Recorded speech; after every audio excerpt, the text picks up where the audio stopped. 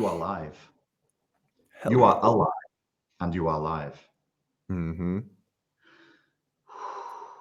We have a lot to cover. Yeah. All right.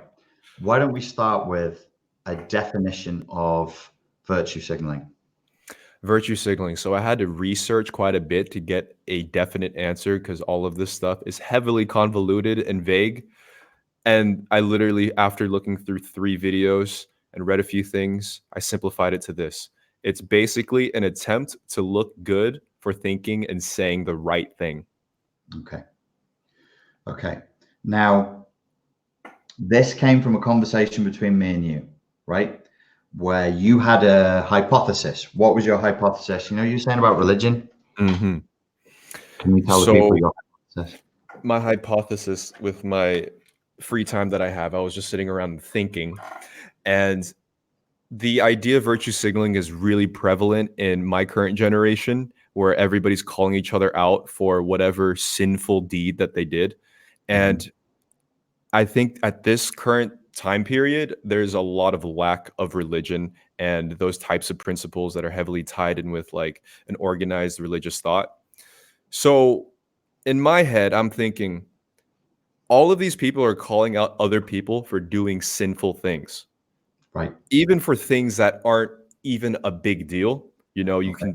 can accidentally tweet the word potato, and then potato just happened to be like a racial slur back in like the 1300s, and people would research the history behind the word potato, and then the person gets canceled. It's a slur against Irish people, but thanks for revealing your racism. Hashtag. There you go. We see Now you. I'm canceled, you see. So you calling me out for that would be considered virtue signaling. Like you're a bad person because you use this word, sort of a thing. So I'm thinking, because there's a lack of religious structure and principles and values and set morals, what if all of this virtue signaling and calling people out for sinful things was a desire to fulfill the void of us wanting morals? So we have to do other things to make us feel morally satisfied. A beautiful hypothesis. I liked it very much. And I said to you that when you're talking about sin, it's a sin in not in the original mystic religion, but in the dogmatic religion was a sin against orthodoxy, a sin against purity, a sin against dogma. And the opposite of sinning against dogma is the word piety. Do you remember me saying that to you? Yeah. Piety. So what people are trying to do with virtue signaling is appear more pious. So let's have a little look here. If I can be smart and figure out how to use this to share it. You got sources, huh? So I had a little look, and what I saw on Wikipedia, the first line is virtue signaling is the conspicuous expression of moral values. Academically, the phrase relates to signaling theory and describes a subset of social behaviors that could be used to signal virtue, especially piety among the religious. Oh, no way. Okay. Oh, shit. You were right on the dot. That's insane. So Wikipedia is, whichever smart person wrote that in Wikipedia validates your idea that this is actually what we're trying to do is fill in the gaps that has been left in religion, and that social media and social media conduct is kind of fulfilling that, but not quite. Now, here's something I just learned. Like virtue signaling doesn't, I thought it came from that journalist writing for The Guardian or The Observer who was talking about people who only occasionally voted for Labour and said they were left-leaning but weren't really. But it's not. It's from signaling theory. Now, let me see if that is sharing. Okay. Okay. I need to change it. Stop the screen. Share the screen. Share screen.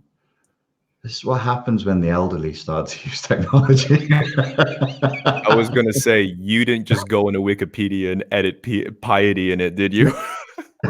Yes, I did. It's edited by Richard Glennon. They'll be like, hey, something fishy here. All right, what is this? So in signaling theory, which is one of the things that Dawkins talks about quite a lot, apparently, you have this idea of animals, particularly in mating, signal to each other whether they are, say I'm a male and I want to mate with a female and I'm competing with other males, I signal to that female that I am worthy of breeding with.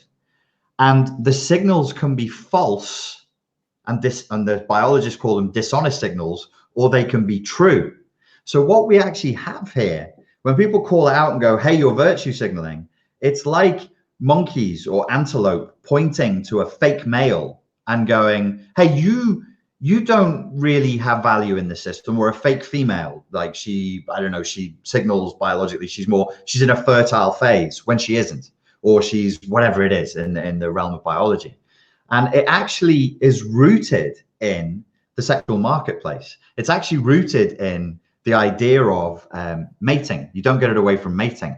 So the virtue signaling thing, apparently as a theory, comes from signaling theory, which is all about mating strategies, which I thought was really interesting because of this issue of how social media pulls people away from intimacy, away from love, but at a biological level, intimacy and love is pair bonding, which is about sex and biology and continuing the DNA.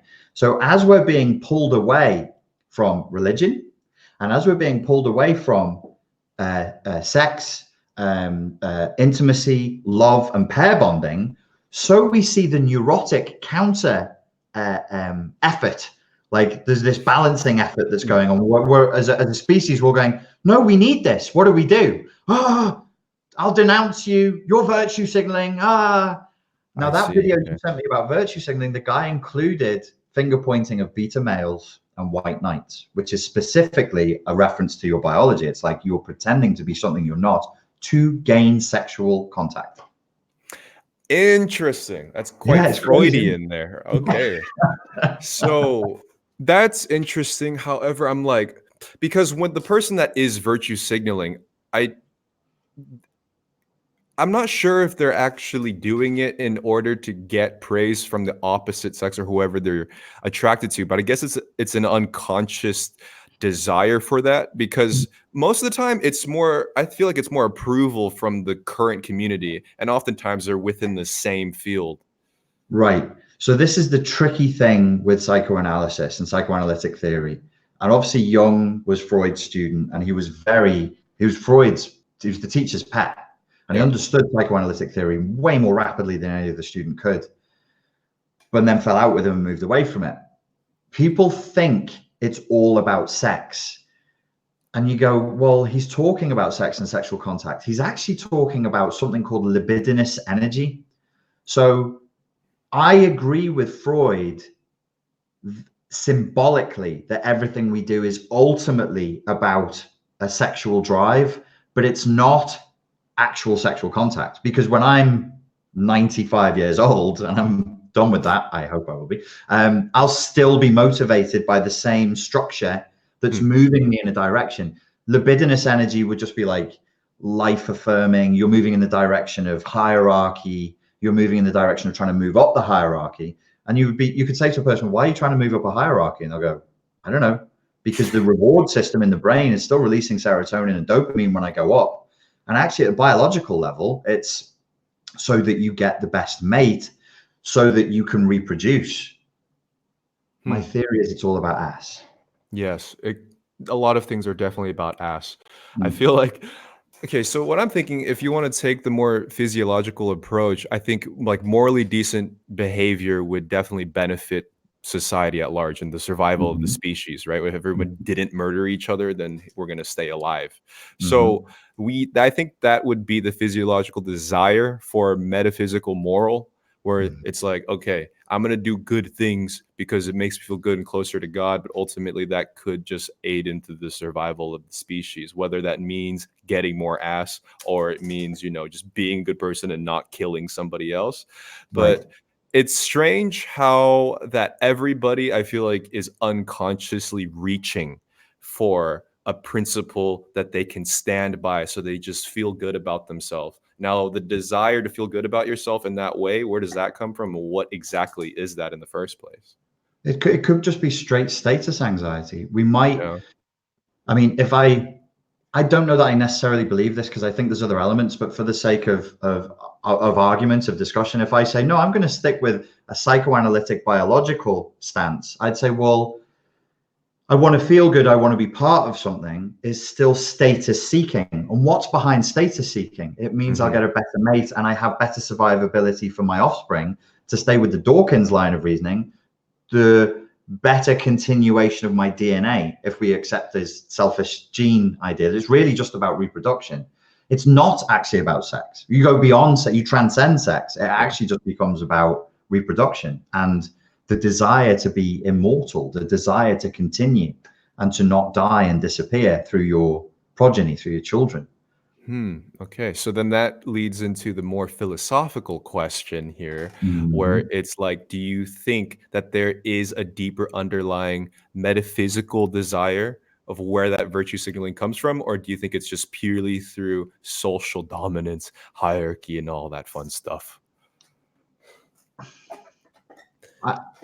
Well, so if I go out from the psychoanalytic, the hard biology, and back to where I usually dwell, one of the things I noticed about virtue signaling, because I'm into like conditioning and, you know, the way the environment can create a personality, is I went back to social media. I was like, well, social media is nothing but signaling. That's all we're doing. Oh, that's right. Yeah, that's right. Nothing but signaling. Yeah. So if we're seeing more virtue signaling, like if we accept that there is something, it's not just an alt-right denouncement of people on the left, that there is actually something called virtue signaling. And I believe that there is. I think there is this cheap desire to just be like, oh, I'm righteous and I'm noble. And so Zizek calls it playing the beautiful soul. And he talks about Western Buddhism. We go, oh, yes, I'm a Buddhist. Western Buddhism. Oh, yes, I've seen that. I'm from California. Straight from California, Western Buddhism. It's like, yes, I'm a Buddhist. It's like, in what sense? Like, what discipline? Well, you know, I never hurt anybody and I never do this. And I'm like, you're snorting coke every weekend and doing it. But, you know, as long as you're fine the rest of the time, you can kind of cleanse yourself. It becomes more Catholic than Buddhist. So I think that the environment shapes minds. And if you're rewarded for signaling, isn't it going to be tempting to just do things for the sake of it? Which is what we call reaction-seeking behavior. So, I mean, as a social media influencer, do you see people's minds getting conditioned into reaction-seeking behavior? 130%, 100%. And it obviously depends on which side of the spectrum you are of the influencer. I literally just watched the video right before this chat. It was like the formula for the big influencer. And long story short, it goes, giant, incendiary, controversial event. I accidentally leaked a nude of myself. My ass is on Twitter or whatever. Yeah. And then it kind of spirals to like controversy, brands contact you, and then you apologize and people look into you a bit more, and then you start it all over again. And that ultimately raises the most engagement you possibly can. The money in the brands contact you, and it comes to you at that point, and that is ultimately what triggers the algorithm, is controversy. And that's said in your documentary. Well, I mean, you've taken it a step further, because that almost suggests that some of these social media influencers are in an abusive relationship with their audience. They're cycling. They're going, oh yes, I did murder a few people, but please forgive me. And then they come back and, you know, they lose 1 million subscribers. But so what if they lose a fucking 1 million subscribers? They'll gain another 5 million on the next cycle around. I'm so sorry I did that. I'm so sorry. I shouldn't have done that. And they know it's like you say, we could probably map it. We could probably create an infographic and draw it out. You know, I could probably hire somebody from Upwork to do that for us. Like, big controversy, big mistake, big apology, maybe cry a little bit online, you know, have the media hound you for a bit and go, oh, look what they're doing to me. And people go, I fucking hate you. Oh, no, I feel sorry for you. And then you slowly, you can come back, but you come back refreshed, even stronger, which is trauma bonding. Basically, you're trauma bonding your audience to you. That's very interesting. Yeah, that's totally right though. This happens so much, especially like the last big drama. We actually covered it, which was the Yaniv and Blair White. But even before that, it was three makeup artists, and I'm sure people in the chat will know. And this was like a huge scandal. This like hit CNN and bigger mainstream news outlets with this crazy layered nonsense. Right. It's been 2 or 3 months. All is forgiven. Everything is over. And now they have more subscribers than ever, still releasing new products, just as many eyes on them and everything else. I've got a conversation I did with Sam Vaknin. I think it's up on the channel, and we were talking about the rise of the public intellectual. And he was talking about the blurred lines between a public intellectual, as they used to be, and a social media influencer. And he says something like, we're in a stage now where fame supersedes qualification, something like, or followers supersede learning. So if you like, and here's Pierre XO, and he's going to talk to us about the future economic situation of South Korea. And you go, why? He's got 6 million followers on YouTube. Oh, let him speak on. What? Tell us, Pierre. Yeah, I mean, that ties into the celebrity endorsement with any potential president or any political election, or even like product placement with the celebrity there. There's just more authority for some odd reason when it comes to influencer, celebrity, or whatever else. I mean, ultimately, when it comes to that, it's about relatability. And you know, you would rather trust your family member, depending how good they are to you, obviously, or a friend that you feel like you know, as opposed to just some dude locked into his attic, like writing scripts on the biology of some certain plant, you know, because like you can't relate to that individual, but you know, that TV personality that you've seen since you were 9 years old, you connect with them, so you're more likely to listen to that guy than the guy in the attic. And this is how Reagan got in, right? Reagan, he was a handsome cowboy. Yeah. And he's like, and Schwarzenegger too. Schwarzenegger too, just because he recognized your face. You know who's next? You heard it here first, folks. Leonardo Dicaprio. I could see that. I could totally see that happening. I would vote for him because he is handsome. Yeah, there it is. I mean, Trump, he was a fucking reality star, you know. Right, exactly. So it's not like, oh, this is coming. It's like, whoa, no, this is, we've been playing this. There's some things that I've been saying on this channel, and I'm like, oh, this is a revelation. And then I'm like, actually, it's been happening before I was born. Like 20 years before I was born, they were playing this game. Mm-hmm. And that ultimately brings me to the idea of I think, the importance of still maintaining your humanity and relatability if you're going to enter fields that are more academic or whatever else, you know, because ultimately that's how you really connect with people. It's not by knowing so many words. That's the only thing that really I've got going for me on the channel. Every once in a while, people are like, what are your qualifications? Are you a doctor? Do you have a PhD? I'm like, no, I have a degree in psychology. Oh, and then they're impressed. They'll go, oh, a degree in psychology. Well, that validates you. And I'm like, do you know what a fucking degree in psychology is? I wouldn't blow my nose on a degree. It's pointless. In my degree, all I learned was the history of how other people did psychology. Listen, on this issue of virtue signaling and the environment training people, I wanted to bring up a person who I have resisted learning anything about.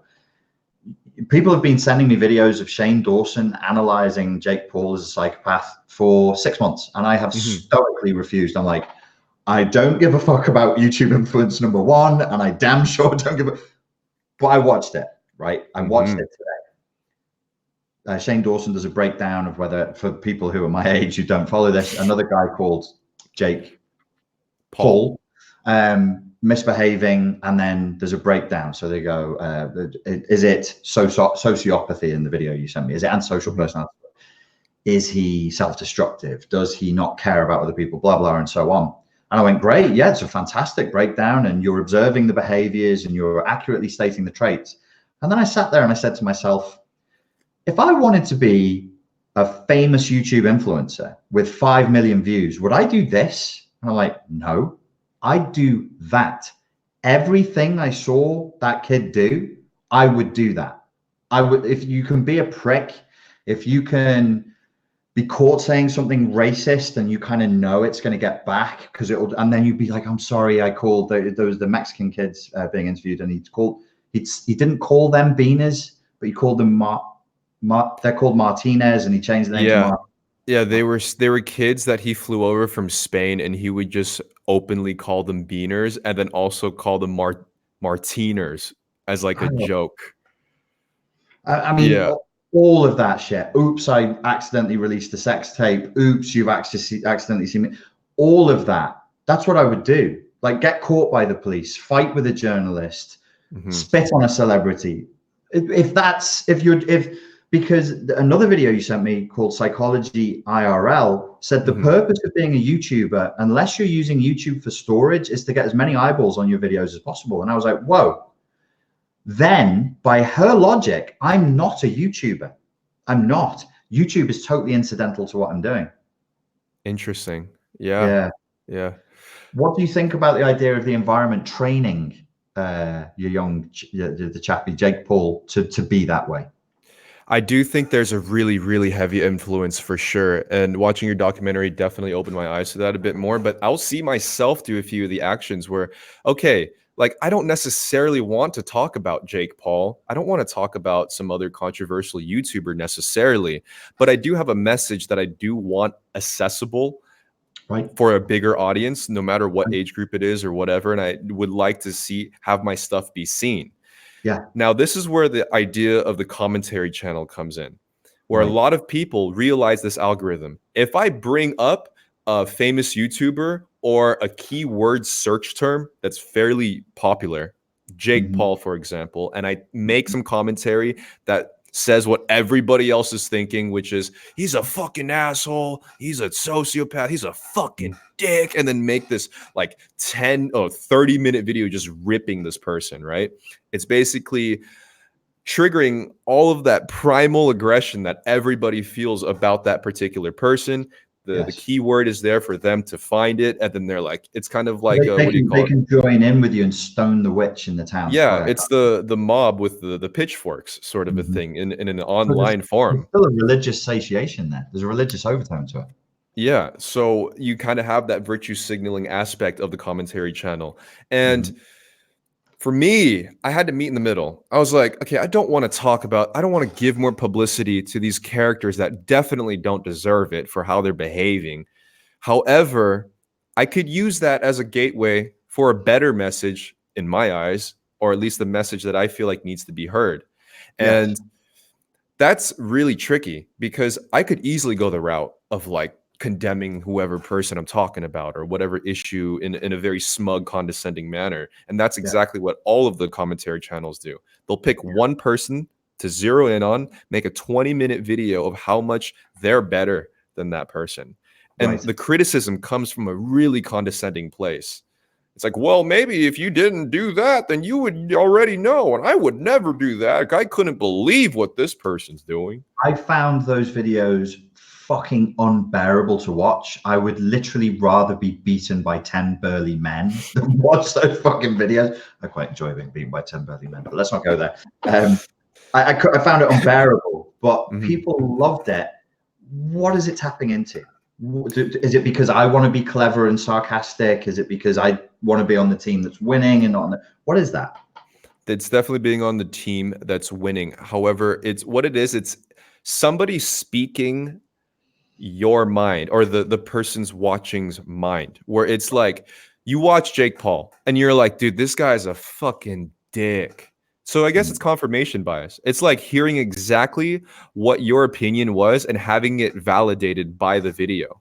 It's like, okay, I think this person's a fucking dick. Oh, this person thinks he's a fucking dick. And then these millions of people watching here and thousands commenting also think he's a dick. So I'm like, you know what? Yeah, like, let's tear him down because we're in a better position. He shouldn't deserve his platform. So let's pull it. Stone the witch. Yeah. Burn the heretic and cast the scapegoat out into the desert and let it be killed. Just a quick note on that, because I discussed it with you and you weren't aware of it. I just want to say there's a footnote. Does everybody know that scapegoating is a real thing? in ancient times. They literally would put the sins of the tribe into a goat, and then they'd send it out into the desert to die a painful death, and then they would be cleansed. So it's religious. It's got a religious cleansing through sacrifice, sort of an element to it. So if you're rewarded for being a spectacle and being a dickhead in the context in which you find yourself, and you have that ambition of having as many views on you as possible, which is what the young lady said, it's going to be pretty hard to resist the temptation, especially if you look at your competition and go, well, this guy smashed a bottle over his own head yesterday. This girl jumped into a pile of dog poo yesterday, and it gets like 4 million views. It's going to be really tempting to make a bigger and bigger spectacle of yourself. Yeah, you know what? On that same channel, she interviewed this other psychology YouTuber, and all he did was take really big YouTubers and diagnose them as he obviously going through like severe depression and or this person definitely has borderline and like really, but not even in an objective way, like really just diagnosing people in a very crude manner almost. Yeah. And he literally says within the videos, I was making videos on self-help and stuff and no one was watching them. So I started just putting a bunch of YouTube celebrities in the titles and they got millions of views afterwards. And now that guy got canceled because everybody was kind of onto him. Like, hey, like, what are you doing here? Like, we kind of know what's up. So could we design a YouTube video where you put a celebrity, whatever the top celebrity du jour is, in the title, and it seems like they're going to get what they want, but you actually give them something better that's psychologically fulfilling, that offers spiritual sustenance, that gives them and then they walk away happy? Is that a thing that is possible that we could do? Well, that's what we're doing. I think we're doing that right now, Richard. In some ways, that's the effort, isn't it? But that's kind of what I wanted to represent my own platform to be. You know, I kind of wanted to anti-clickbait, where you kind of click on it waiting for some, you know, asinine YouTuber that's really opinionated to be really condescending and mean towards something. You click it and then you kind of just get like shot to the left, but in a good way, where it's like, oh, I didn't expect that, but I feel a little bit better from hearing that, as opposed to being like sticky. You're feeling all slimy. Yeah. There was a psychological point. My brain has just re-kicked it back up now. Before you were saying I would go to the channel and watch somebody being torn down because the YouTuber doing that is saying what I thought and expressing my opinion, which I suppose is why people would turn into Stephen Colbert or late night hosts for their political commentary. In sales psychology, you're supposed to do that. You're supposed to enter the conversation that the client is already having inside of their head. And you're supposed to express to them better than they can express it themselves exactly what the problem is. It's like a bonding technique, and it builds tremendous trust. So there might be, maybe there's something like, I'm not saying it's sinister, but sinister-ish to that. Drive, to want to do that. And so moving to religion, why is it that you believe we all need to join the Church of Latter-day Saints? Because they got cool outfits, man. You know? That's what I want. If the reason there's any, sign me up. Are they the ones that ride on the bikes and stuff, or is that a different one? I have no idea. I saw a Jehovah's Witness. There's a group of them, poor lads, in Ibiza town the other day, walking around in the blade. It's like 37 degrees. Everybody's in shorts and t-shirts and the full suits and that. Oh, I just wanted to bring up with you, just reminded me of Ibiza town, this thing of diagnosing people. Yeah. A channel that does that. I'd like to see that channel. Okay. If you can send me the link afterwards. There's definitely an addictive quality to it. I've seen it in some of the people who come to my channel, and it really, really, really bothers me. It's really distasteful. I met a fan in a bachata class once, and she came up to me and she was like, I know who you are. And I was like, oh yeah, I'm literally trying to learn a technique. It was a pretty fucking hard turn, so I'm focused on this technique. There's like 60 people, it's a tiny space. And she goes, I know who you are, and I only have one question for you. Who's the narc? And I was like, do you think I run murder mystery groups or That's something? hilarious. What the fuck? Who's the narc? Go learn to dance and stop worrying. You should have been like, you. Yeah, I found her. And then turn away really flamboyantly. Yeah, like, yeah, I found her. Yeah.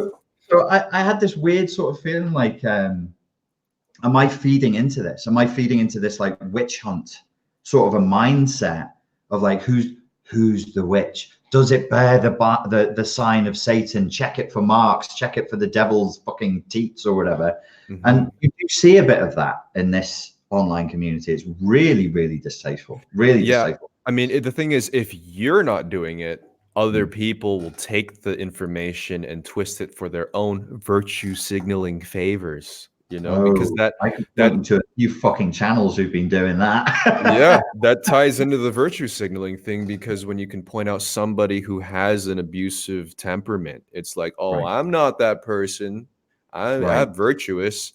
They are the one. So is an essential element of virtue signaling condemnation? Do I have to denounce another to be virtuous? Ooh, that's a good one.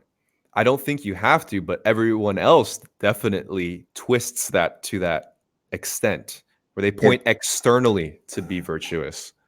That's one of the things that I get annoyed about whenever anybody says to me, "Are you racist?" And I'm like, I don't want to answer that question because and I've always hated it. Are you racist? And I'll be like, my brain starts going, listen, I've had friends from this, and I've dated this girl and that. And then I'm going, no, my brain goes, don't do that. You're dumb if you do that. You're playing their game. Yeah, that's right. And I'm going to flip it and go, well, by asking me that, are you implying some sort of purity, some sort of orthodoxy? There it What is. are you implying? Yeah, there is an unspoken claim that they aren't by accusing you of something. I think that's where it all is. All the condemnation stuff is basically pointing outwards to take the focus off of you. Because if you are accusing everybody else of a bad deed or a sin, that indirectly implies that you're not part of that. Right. Yes. So the virtue is implied. So condemnation is a tactic of virtue signaling, but I suppose virtue signaling could also just be, have you seen handbags that say like I'm a vegan on them? Have you seen it? Of course. Tote bags, man. Yeah. They're like they're tote bags that are made of like eco-friendly canvas from like leaves, They make me furious and I still haven't figured out why. Yeah, I got a DM the other day about the Amazon rainforest fire, and they told me that I should stop eating meat because of the fire. Yes. And I'm like, okay, it would be amazing if I could just not eat a steak and then the fire disappears. Yes. But could this also be a representation of some sort of virtue signaling thing as well? Yeah, this is something Slavoj Žižek goes into pretty deeply. It ties in with Western Buddhism and capitalism with like a human face, and it's part social media is a part of it, but it's general culture. We're so infantilized that we buy our Starbucks coffee, and 30 cents of your $6 coffee is apparently going to Guatemala or somewhere in the third world, and so you have smiling children of a third world country next to your coffee cup. And he always says this is ideology at its purest, because what the fuck has one got to do with the other? I mean, but that's a corporate virtue.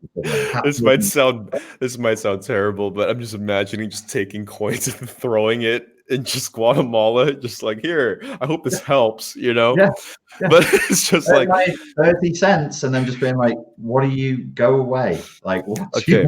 Yeah. To tie this back into the religious and virtue signaling discussion, I think the desire for us to buy those lattes that donate 30 cents to Guatemala, or buy shoes that would give a new free pair of shoes to some starving child in Africa, that sensation that you feel that when you do a quote unquote morally righteous activity, for example, doing those things, you're like, oh, I feel really good because I'm helping others and I'm saving the world. And it fulfills that moral void that religion isn't there for at the moment. And I feel like maybe a long time before, obviously this could be skewed in so many corrupt ways, but people felt that morally fulfilled reasoning in their life by just, going to church every Sunday and being disciplined and having the morals and virtues set in stone, where now that that's gone, we have to buy that latte to feel morally righteous.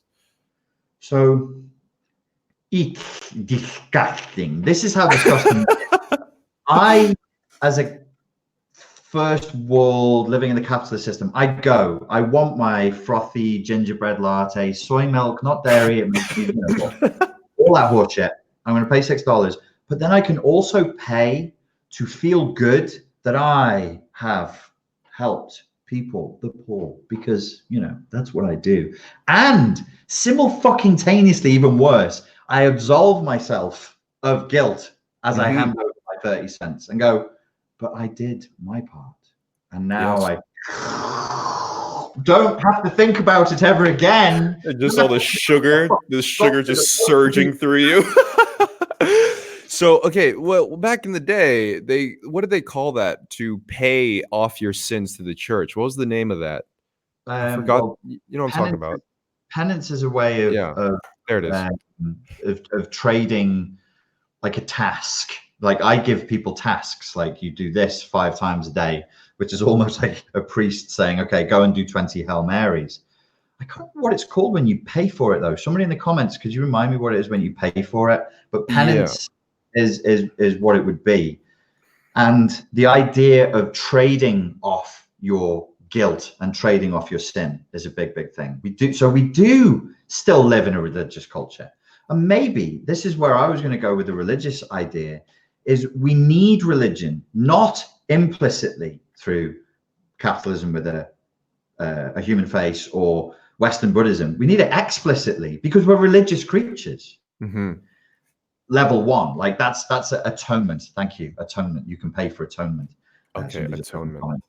So you can, covet your neighbor's goods. You can sleep with his wife, but as long as you go to the priest and say, Father, you'll never guess what I did. Yeah, just making it rain in the church. Atonement, motherfucker. There's a reason why the Vatican is the wealthiest real estate landowner on the planet by far and doesn't pay any fucking taxes. The mafia's been around for a long fucking time. So they just commented indulgences. So indulgences would be the term. Is it indulgences rather than atonement? Both, okay, whatever. Thank you. Yeah. Whatever. Yeah. I'm gonna make it rain in the church regardless. Yeah.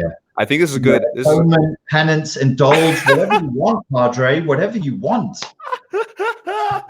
Shit. So I mean, I told you the story right before the live stream. So I was sitting at the bench, and the special bench at this courtyard here, and there was this tour group being held near me. And the most synchronistic shit happened where the guy was literally like, oh, so here in the Czech Republic, it's 80% atheist. And however, they have a very deep respect for all of the churches in the country, and they always visit. However, they don't necessarily believe for whatever reason, but you can somehow sense that they kind of long for it in one way or another. And I'm sitting there like, holy shit, I'm having a discussion about this with Richard tonight. And I was like, is this a sign from God, from Jesus himself? Is this a sign? It is. It is a sign. There's no doubting the synchronicities that have built up, because we decided to do this 4 days ago, right? Yeah. And I had a night. There was 2 nights back to back where I was out in the garden watching the stars. And it was the second one that I sent you a WhatsApp where I said, "Oh, I've decided I'm the reincarnation of an Egyptian priest," and right? And you were like, "Oh, it's another fucking WhatsApp from Wackadoo." Yeah. That whole thing was just so. I'm night number 1. I got like 2 shooting stars and 3 satellites. So I'm trying to like see stuff that's out there. Night number 2, I got nothing. No shooting stars, no satellites. I was out for about 45 minutes. But I was looking at the stars, and if you shut the fuck up and look at them and think about them for any period of time, you can't help but start to engage in this mystical experience, in this non-material experience, because you just start thinking, you go, okay, these little flashing fucking pinpoints of light. Okay, you're fine.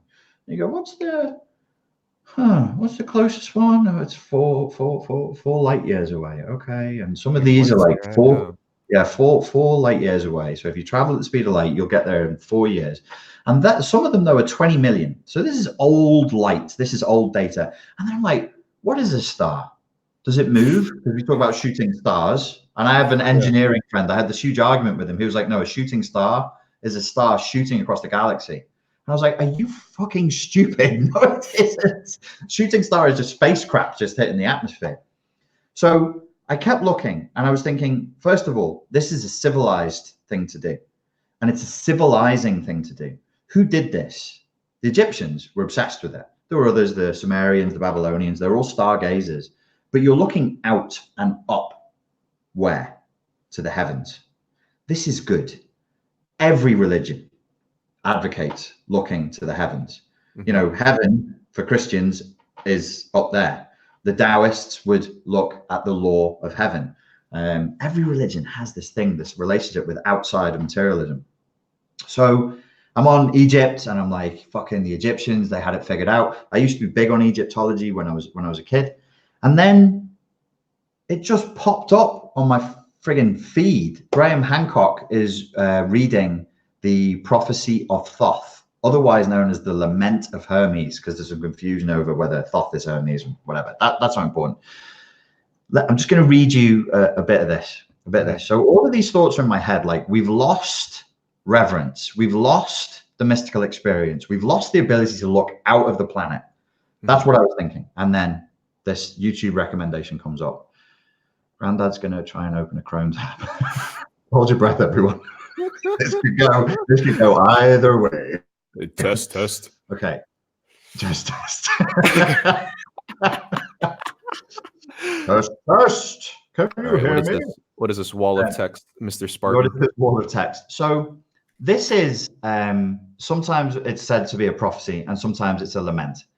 But it says, Egypt, of thy religion nothing will remain but an empty tale, which thine own children in time will come not to believe. Nothing will be left but graven words, and only the stones will tell of thy piety. And we'd had a long conversation about piety the night before. Now, this may come as a surprise to you, Pierre, but I don't have long conversations with people about piety. I thought that's all you talked about, man. Just piety. So I was like, that's interesting. It goes on. And so religion. And in that day, men will be weary of life, and they will cease to think the universe worthy of reverent wonder and worship. And so religion, the greatest of all blessings, for there is nothing, nor has been, nor ever shall be, that can be deemed a greater boon, will be threatened with destruction. Well, that's already happened. It's gone. Men will think it a burden, already happened, and will come to scorn it. They will no longer love this world around us, this incomparable work of God, this glorious structure which he has built, the sum of good made up of things of many diverse forms. It goes on. Darkness will be preferred to light, and death will be thought more profitable than life. No one will raise his eyes to heaven. The pious will be deemed insane. I literally saw this the day after we had a conversation about the value of looking to heaven and talking about piety. The pious will be deemed insane and the impious wise. The madman will be thought a brave man. What was that lad called? Jake Paul? Yeah. The madman will be thought a brave man, and the wicked will be esteemed as good. It goes on. It's a really like anybody can look it up. It's either the Prophecy of Thoth or the Lament of Hermes. It's a really good piece of text. I'm going to defend religion. So number one, my first defense of religion is we're fundamentally religious animals. Like you just can't escape that. We're miserable without religion. Yeah, miserable. True. Yeah. The second thing, the mystical experience, we have to have it.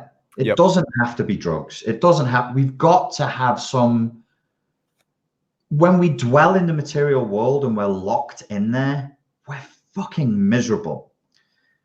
So I talked to you about tarot cards. You've got no choice.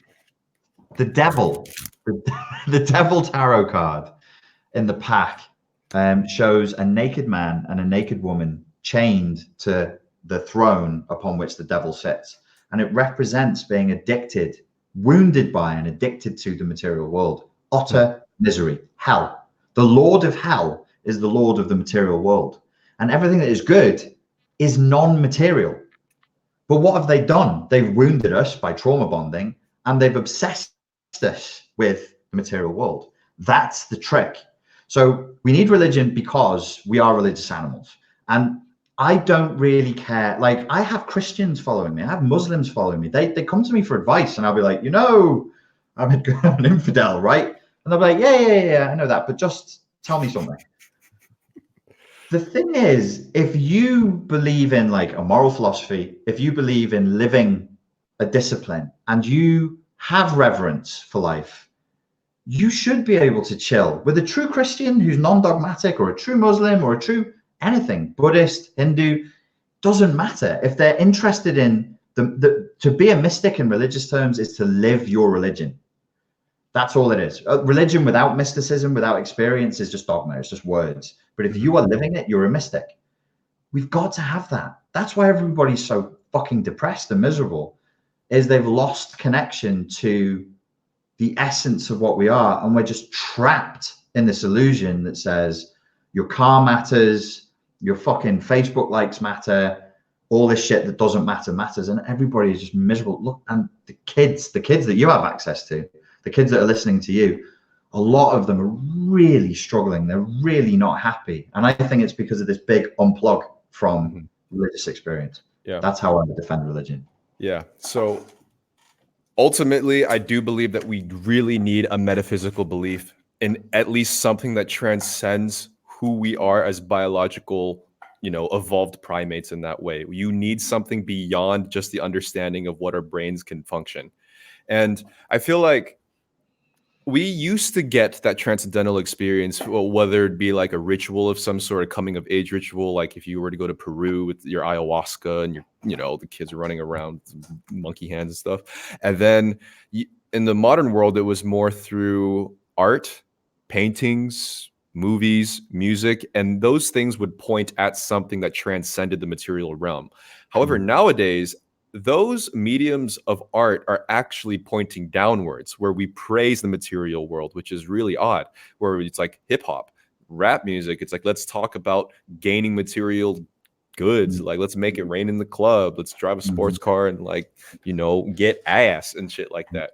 So whereas violence, money, yeah, all the material realms where I felt like the original purpose of art in the cave paintings, as you go as far back as forever, and even movies, was to basically push the limits of our human understanding of the metaphysical world and what we can craft within the imaginary and whatever you feel when you look up at the stars. However, that's like, we live in the information age, and now we can rationalize every single aspect of our world. So how do we get back to that moment of wonder and awe if everything is a Wikipedia article that explains every element of our existence? Where do we find that mysticism and wonder? It's the question. It's probably the most important question that we're going to ask tonight. We've gone back and forth on this a few times. Like, I totally believe that we cannot put the toothpaste back in the tube. You can't. Let's not regress. Let's not become Amish. Let's not destroy technology. It's written of in sci-fi novels. They've looked at different futures, and there's like futures in which if you have an iPhone, you'd have your fucking hands matched with a hammer. Let's not do that. So we can't do religion naively anymore. We can't do it as naive children. Now we have the opportunity to choose to do it as eyes open adults with all this information, all this technology.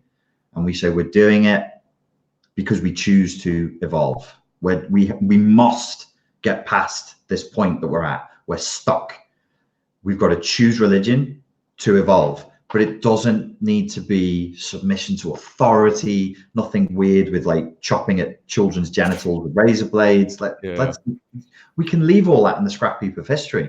We can move forward. Religion in its essence, the word religion is really only about a discipline. It's living according to a structure. Because if we don't, we have this.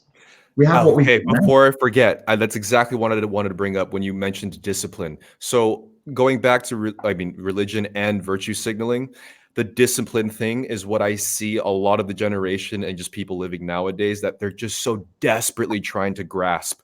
That's why you get so many people bragging about veganism, CrossFit, there's social justice, conservatism, all of this stuff, because ultimately that substitutes an element of a disciplinary routine in their lives, where it's like, because when you are disciplined, you feel good about it. When you have to wake up at 6 a.m. every morning to do whatever you need to do, or if you're vegan and you abstain from any kind of meat, it's like this, constriction of free will for the sake of your own betterment that makes you just feel intuitively better. Yes. So that I think that feeling and that approach to things was what religion used to do. And even today, Muslims, they have to pray like 3 times a day to a certain direction. That gives them that sense of discipline and meaning in their life. 5 times. Sorry about that. 5 times. So now in the more westernized, modernized world, we're trying to find that somewhere. Right. And the only current direct example that I can think about is veganism and vegetarianism. I'm no way condemning it in any way. I think it's great personally, but you may not be willing to condemn veganism, but I'll fucking condemn CrossFit right fucking now. Go for it, man. Yeah. So like the veganism thing is like the so-called really loud ones that would condemn everybody else of it. I think that stems from that desire of discipline to give meaning in their lives, and makes them raise their self-worth, because it makes them feel like they're actually, doing something. Right.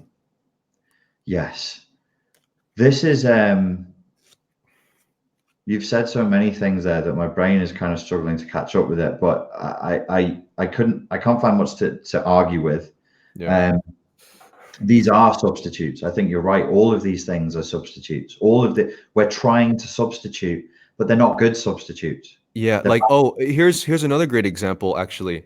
Growing up where I grew up in California, in a larger sense, a larger scale, America, we praise that we wake up at 6 in the morning to go to work. I work 80 hours a week on this, and it's like everybody brags about how much work you do, and everyone praises like, oh, you just got to put in more work. Like, you see that guy, he's at the top because he put in 90 hours a week when it came to whatever he wanted to do. He didn't even sleep, and people will come they'll come to work and be like, oh, I haven't slept at all because I was just working.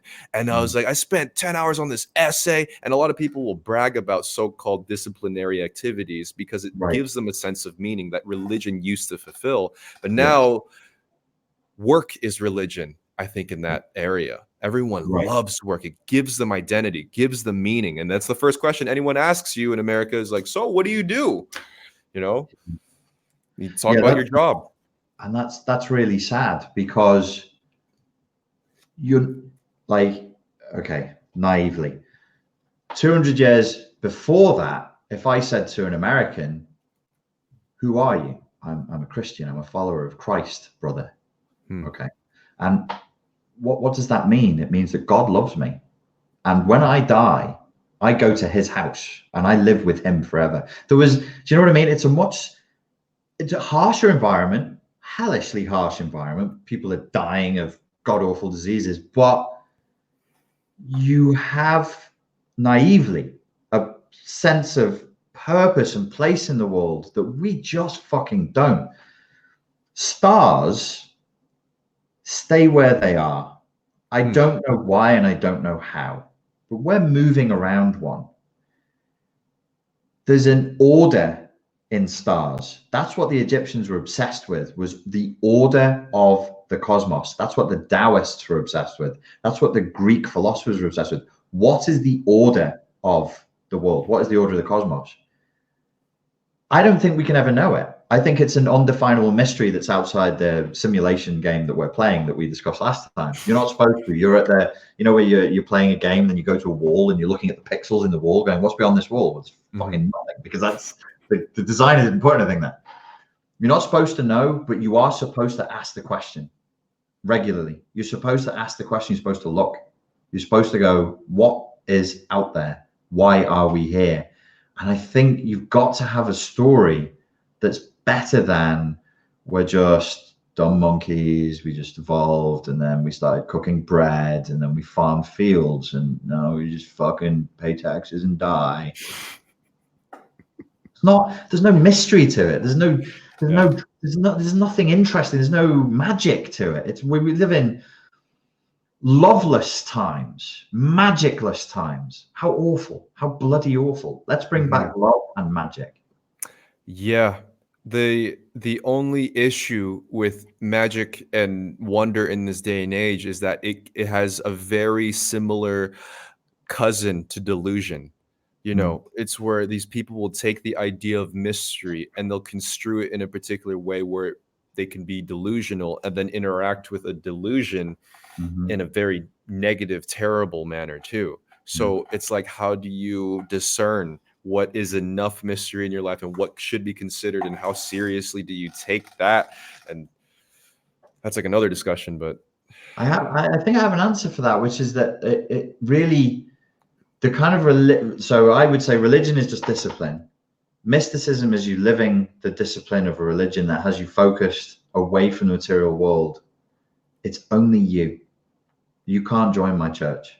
You can't join my cult. There's no cult. There's only one person in it, because only my weird blend of Taoism, Buddhism, tarot cards, I Ching, fucking Egyptian beliefs, I'm into ancient initiation style Christianity. I'm into Gnostic like weird Kabbalah.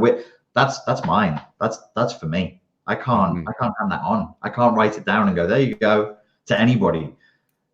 What you're talking about is dogma. When you have a system and it's dogmatized, the first person who stands up and says, it's me, I have the fucking clear channel to the Almighty, that's the one that you have to kill. Oh, hang on, we already did that. Wait, I take that. I'm the light, the truth, and the way, and you go, get fucking rid of this guy.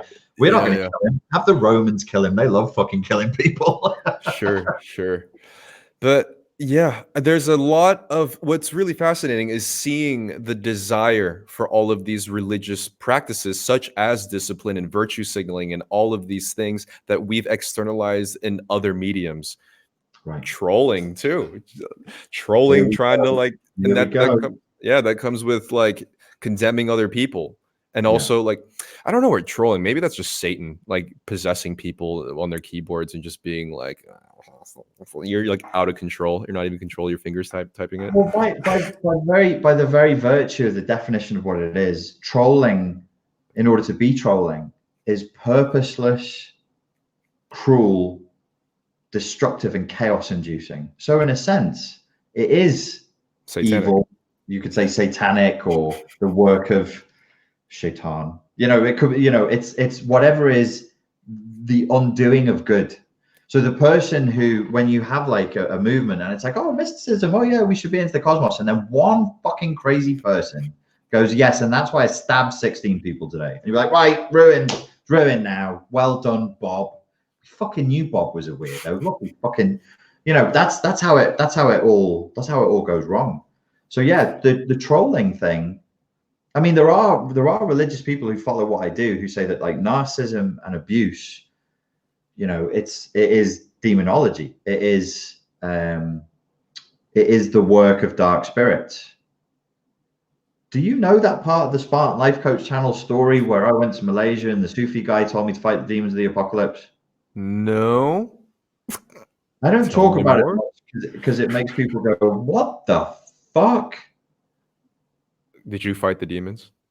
Yeah. You did. And how did it go? It's going okay. We're doing okay, but we're embattled right now because love is dying and they're winning.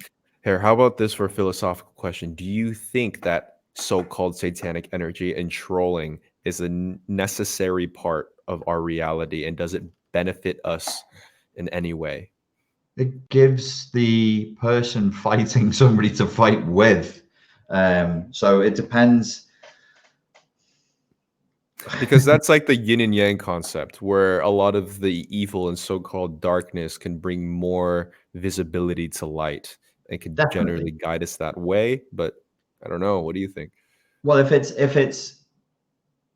if like trolling as a symbolic effort of manifestation online of like narcissistic abuse, there's no point to it other than to make other people feel bad. And that's the point. There's the power in making other people feel bad. It's psychopathic narcissism, basically. It's quite nasty. It's quite a nasty thing to do. If you follow that through and go, here is darkness, then yeah, it does offer light, something to fight against. Because I think we can both agree and relate on this idea. If we didn't have those types of people in our lives, we wouldn't be as driven to do what we're doing right now. And as much as I don't want to credit these people having an influence on what my life mission is now, I have to. I'd be like, you know what? I ran into some pretty harsh people out there, and now I deeply care for the people that are in those situations or get out of it. Where perhaps you wouldn't have understood them before, or maybe not been able to hear. Yeah, because I think it could have I think it would have just completely changed my life path if I didn't go through the crazy relationships that I went to. It's an interesting idea. It's a tricky idea because it's like, we then need a cosmology. We need to go, well, hang on, like, why are we here? Like, did we choose to be here? Is there a mission? I don't know. Did I say it publicly that I thought that, like, was this privately where we just said, oh, I think we're playing a computer game called Intention, and the purpose is just to try and throw you off your intention? Yeah, I think you briefly mentioned it on a public live stream, but I do remember the conversation overall. So the idea, like you brought up that maybe we're just playing a simulation, it's a game that we're playing. Yeah. And I was like, well, if it was a game, then the purpose is intent. So I go in and I go, I'm going to be this. And you go, okay, I'll be Satan, right? So you're going to be that. Are you sure? Like, yep. What level do you want to play this time? Fuck a level 5. You give me level 8. Like, we've never played level 8 before. Fuck it, let's do it. You're Satan. So you have to stop me. Your whole game is just like, I'm intention this. And you have to break my heart. You have to disillusion me. You have to wound me. You have to make me make psychopathic choices, material choices, not. And then at the end of the game, like, we'll pop the headset off and go, how'd you do? And it's like, you got me. I became a total prick in that game. Yeah. Oh man. It's just I just really do not like admitting to the fact that there are necessary evils and darkness in the world that definitely has given birth to more positive outcomes, because you don't want it to happen again, or you want to heal others because of it, or there's a giant fire in some other place, so then now we've come up with different technologies and whatever else to put more regulations on, so we protect the earth more. And because like a lot I've seen, like, even in a sociological perspective, after a tragedy, that's when we really all of a sudden get our moral compasses aligned, like, oh, we don't want another one of these happening, so we're going to go in and actually look towards a moral direction. And it's like, I don't want it to be like, okay, let's have trauma so we can be better people, Yeah, I know exactly what you're saying. It's a bizarre cosmology, and it's kind of a fucked up cosmology. But when we're trying to make sense of a chaotic world, it's very tempting to suggest things like that. Yeah. The way I see, like, the situation between men and women, it's really bad. And it's like love is being killed. We're being turned into loveless robots. There was a film with Will Smith and Kenneth Branagh, and Kenneth Branagh was the bad guy. It was called The Wild Wild West. It's a terrible film, but he's called Loveless. The bad guy is called Loveless, and all he does is have machine-like inventions that he tries to unleash on the world. And I think there seems to be an endeavor to make people loveless, to make people give up on love, to make people we've given up on each other. Because if you're ideologically infected and I'm ideologically infected and we try and be friends, we're just going to fucking kill each other because we're sick. We're zombie apocalypse. But like Lord of the Rings, when things are really, really bad and the battle seems to have shifted all the wrong way, that's the moment. That's the moment. that's the turning point. We can still turn this around, but it's not going to be easy. So then is the purpose, like you just said, I'm just saying it in another way, is the purpose really evil just so that you can have goodness? Yeah, that's something that I just have a hard time to coming to terms with, because you would think you could just be good, do good things, and good things will happen. You can fall in love with somebody, any person, then you're in love. But then there would be no good. There's no such thing as good. Fuck yeah, you're right. It's just soup. It's just But like, then to get even a layer into that, things are already like that. If you look at through a more Buddhist Eastern perspective, where things are just the way that they are, and there isn't a connotation to the flow that is running water good or bad? yeah, yeah. Depends if you're above the waterfall or under it, right? Right. It would be a perspective issue. From the Buddhist perspective, it would only be a perspective issue. But there is evil in Buddhism. Buddha did speak of evil, and he did speak of good. Did he? Yeah. I just know that everything was suffering. No. The original sermons of Buddha are very suspiciously similar to, in some of them, not all, but the sermons, the stories he told, really, really similar to the teachings of Christ. So similar that multiple books have been written saying that Jesus went to India and got Buddhism, or met Indian yogis and was trained in Buddhism, and then brought Buddhism back to the Jews. And what we have with Christianity is actually Jewish Buddhism. That's not what I'm saying. That's what books out there. Please don't attack me in the comments. That's what, but yeah, he did. This idea of Buddhism being, we're going off on a tangent here, but this is worth it. This idea of Buddhism being no good, no evil, and like the place where moral relativism exists is new. It's not old country Buddhism. It's new Buddhism. Really? Okay. Yeah, old country Buddhism, like say, Vietnam, Cambodia, Thailand, these places were not just Buddhist. They all had periods where they went Hindu, Buddhist, Hindu, Buddhist, Hindu, Buddhist, and sometimes there's Hinduism and Buddhism. So there isn't really one Buddhism. There's a lot of, which is why you can be walking in a Buddhist temple and then all of a sudden there's a statue of Ganesh, and you'd be like, what's Ganesh? Why is Ganesh? Why is there an elephant face? Why is there an elephant face God here? There's only one elephant in Buddhism, and that's the one that the mother of Prince Gautama, the white elephant she dreamt of the night before he was born. That's it. So there is this blending that's gone on. The new Buddhism is when like the Zen Buddhism. See, I'm big on Zen Buddhism, but Zen Buddhism was misused in World War II.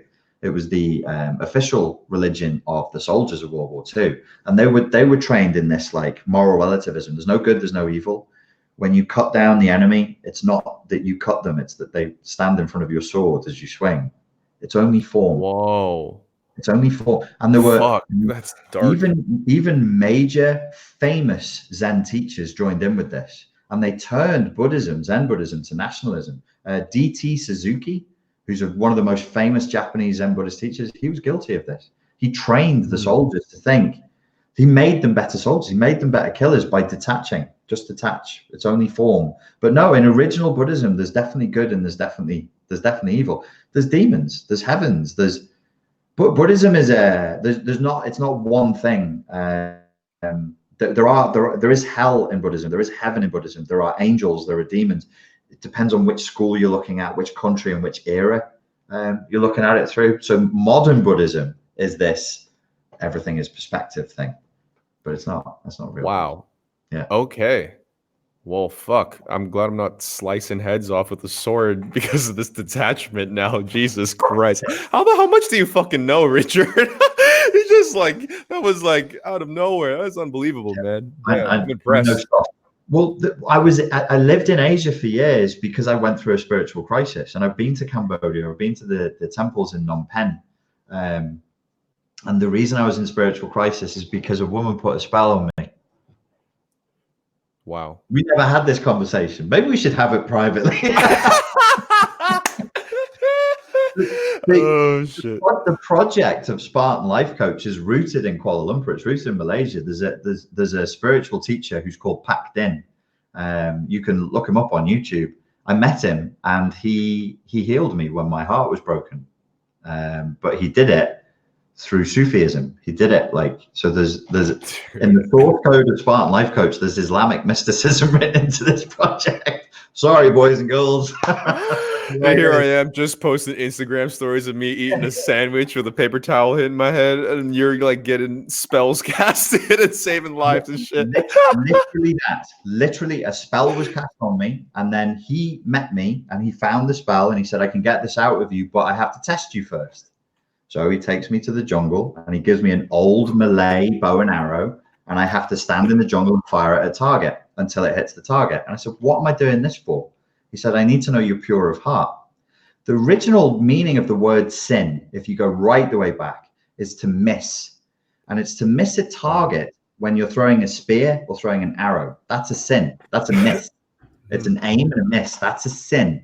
So he wanted to see if I was sinful, which I was. It took me a fucking hour and I couldn't hit that. Eventually I did. Get this. Eventually I hit it and I go, okay, I hit it. Now what? Now I'm ready. And he goes, okay, we will start teaching you. I said, when? He said, tonight. I'm busy tonight. He said, no. When you sleep, we're coming in your dreams. We'll teach you in your dreams. And I was like, what a fucking waste of my time. And then he came to my dreams and he taught me in my dreams for 6 months nonstop. What? Yep. And even to this day, every fourth or fifth night, I get a visit from him and his homies. It's a long story. It's a whole long story. But basically, he said, you need to be able to shoot a bow and arrow so that you can fight the demons of the apocalypse. And I was like, all right. Damn. I don't, dude. What the fuck? I don't even know what to say. The thing was weird. I'm way weirder than that. I'm fucking way weirder than that. Yeah, damn, man. Dude. I'm People impressed. Who've been following for a while. They know that story. They know that that's where this comes from. That it was a trade-off. It was like, okay, you've been hurt.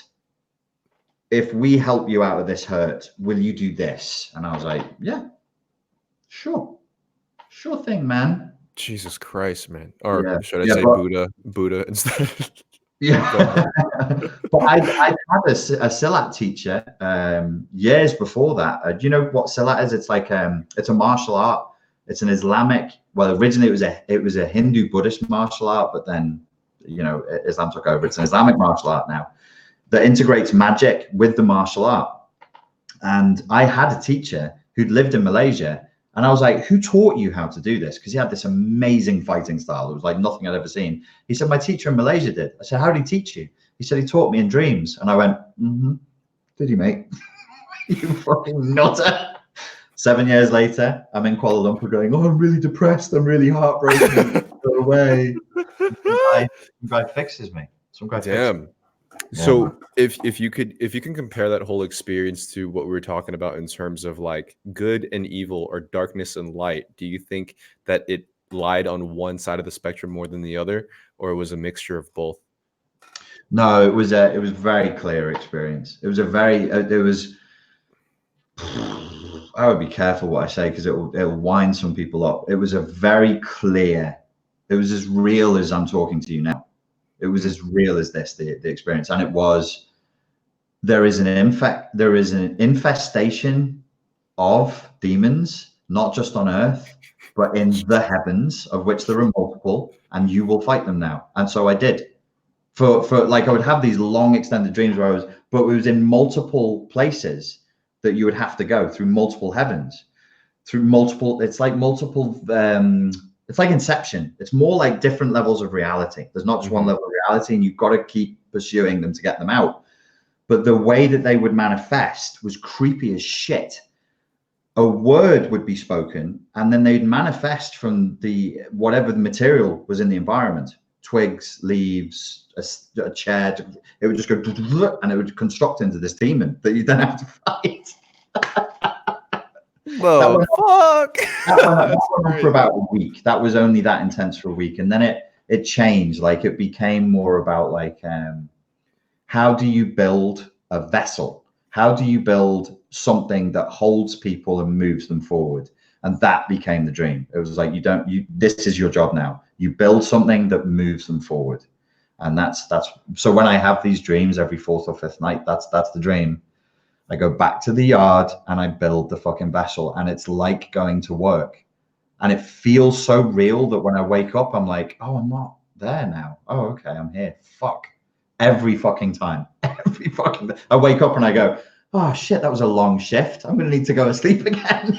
Really? Oh shit, man. It's crazy. It's Yeah, there crazy. was a pretty long, since we're just on this topic, there was a pretty long phase in my life where I was obsessed with dreaming and like lucid dreams in particular, where I focused all my energy and be learning to be more conscious and aware during Mhm. the sleeping state. And it got to a point where I was really, really good at it. And I could literally feel the transition into dream state and see the Yeah. whole thing play out, which is super scary. As you hear this like really loud buzzing noise. And you kind of fall through the bed or float above it, and it gets really scary for a while. And then all of a sudden things start materializing. And or it was like already in the dream, and I would just be like, I'm dreaming. Oh, yeah, here we are again, sort of a thing. And but it got to a point where it was happening every single night, and I didn't feel like I actually slept. Yeah. You know, it was just like, I'm fucking tired. Just I want to just tune out and just see nothing for 8 hours. Where now I'm like, all right, let's try flying again. Yeah. And it's great, but then you wake up and you feel like you hadn't even slept.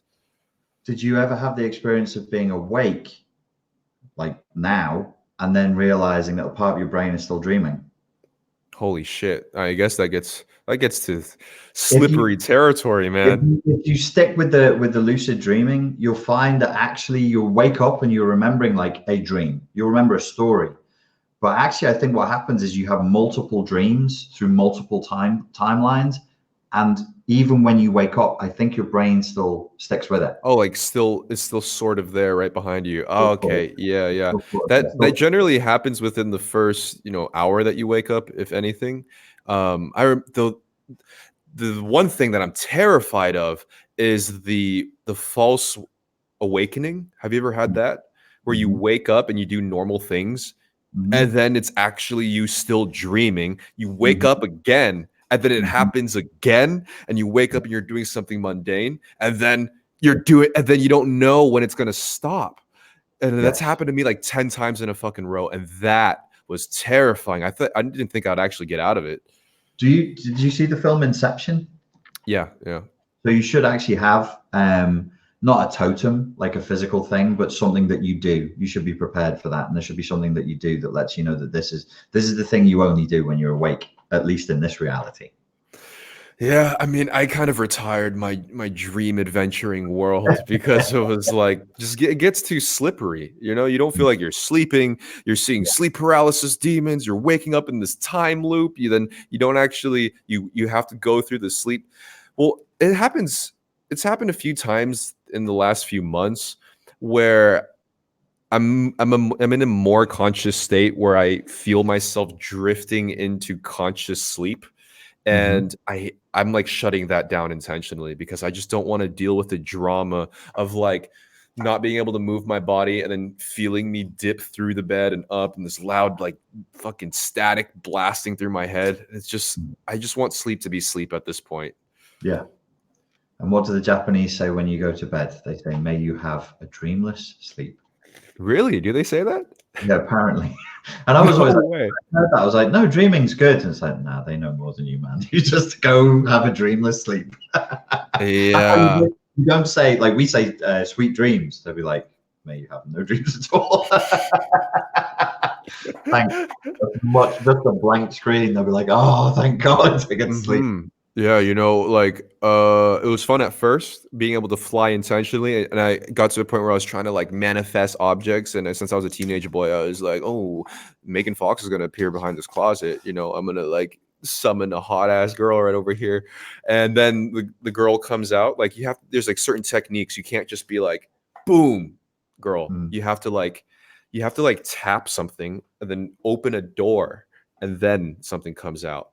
And then it comes out as like a deformed slime monster with like 3 eyes and some shit. And you're like, oh, that's not what I wanted. You just saw her without the magic shield she puts up. That's Yeah. and the universe is like, you said Megan Fox. That's Megan Fox. And you're like, what? This thing with the slime? Like, yes. That's Megan Fox in the 8th dimension. You didn't know? She transcends into the 3rd dimension like that movie star, but you know, there's layers to her. Yeah. I genuinely think it works. There's like, I think it works. Multiple entities of ourselves in every single parallel dimension interacting with every dimension simultaneously. I am a space quid. I'm a space quid. I'm not. This is not me. My truest form. I'm different things in different realities, but my truest form is a squid. Why a squid? It's a very phallic animal. Isn't it?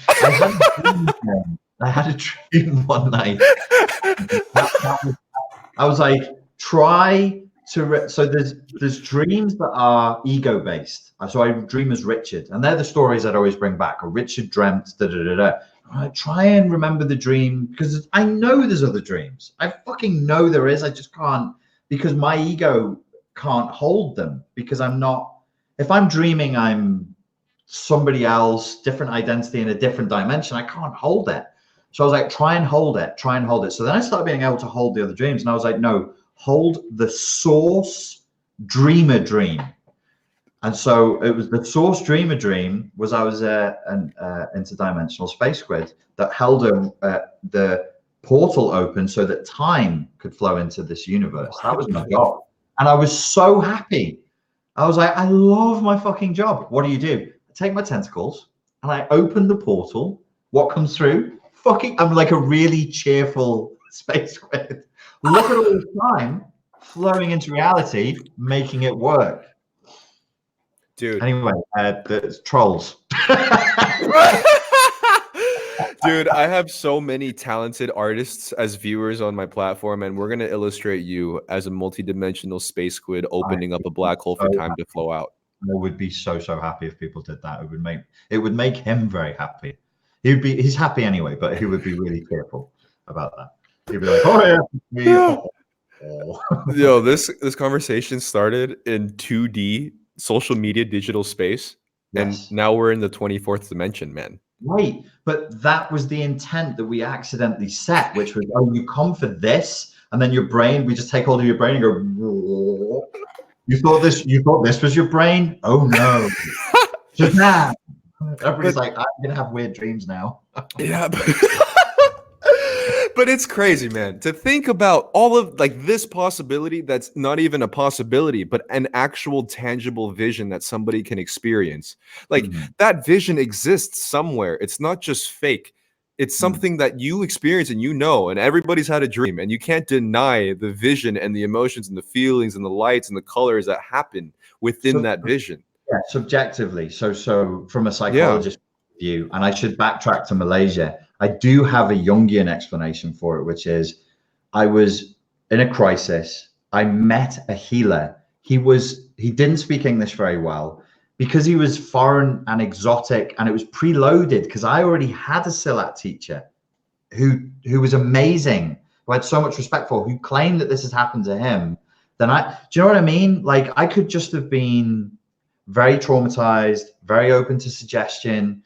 The guy looked at me and he just could tell, like by my age, by my demeanor, he was like, oh, this guy's heartbroken. Why the fuck else would a fucking English guy come all the way to Kuala Lumpur for Christ? You know, she was from Malaysia. She did Bomo magic on me. Her mother told me that she did Bomo magic on me. It's very common to put period blood in rice and use that as a spell and then feed it to the guy. It's a very common thing that happens in Malaysia. That's what she did to me. So I go to Malaysia to have that broken.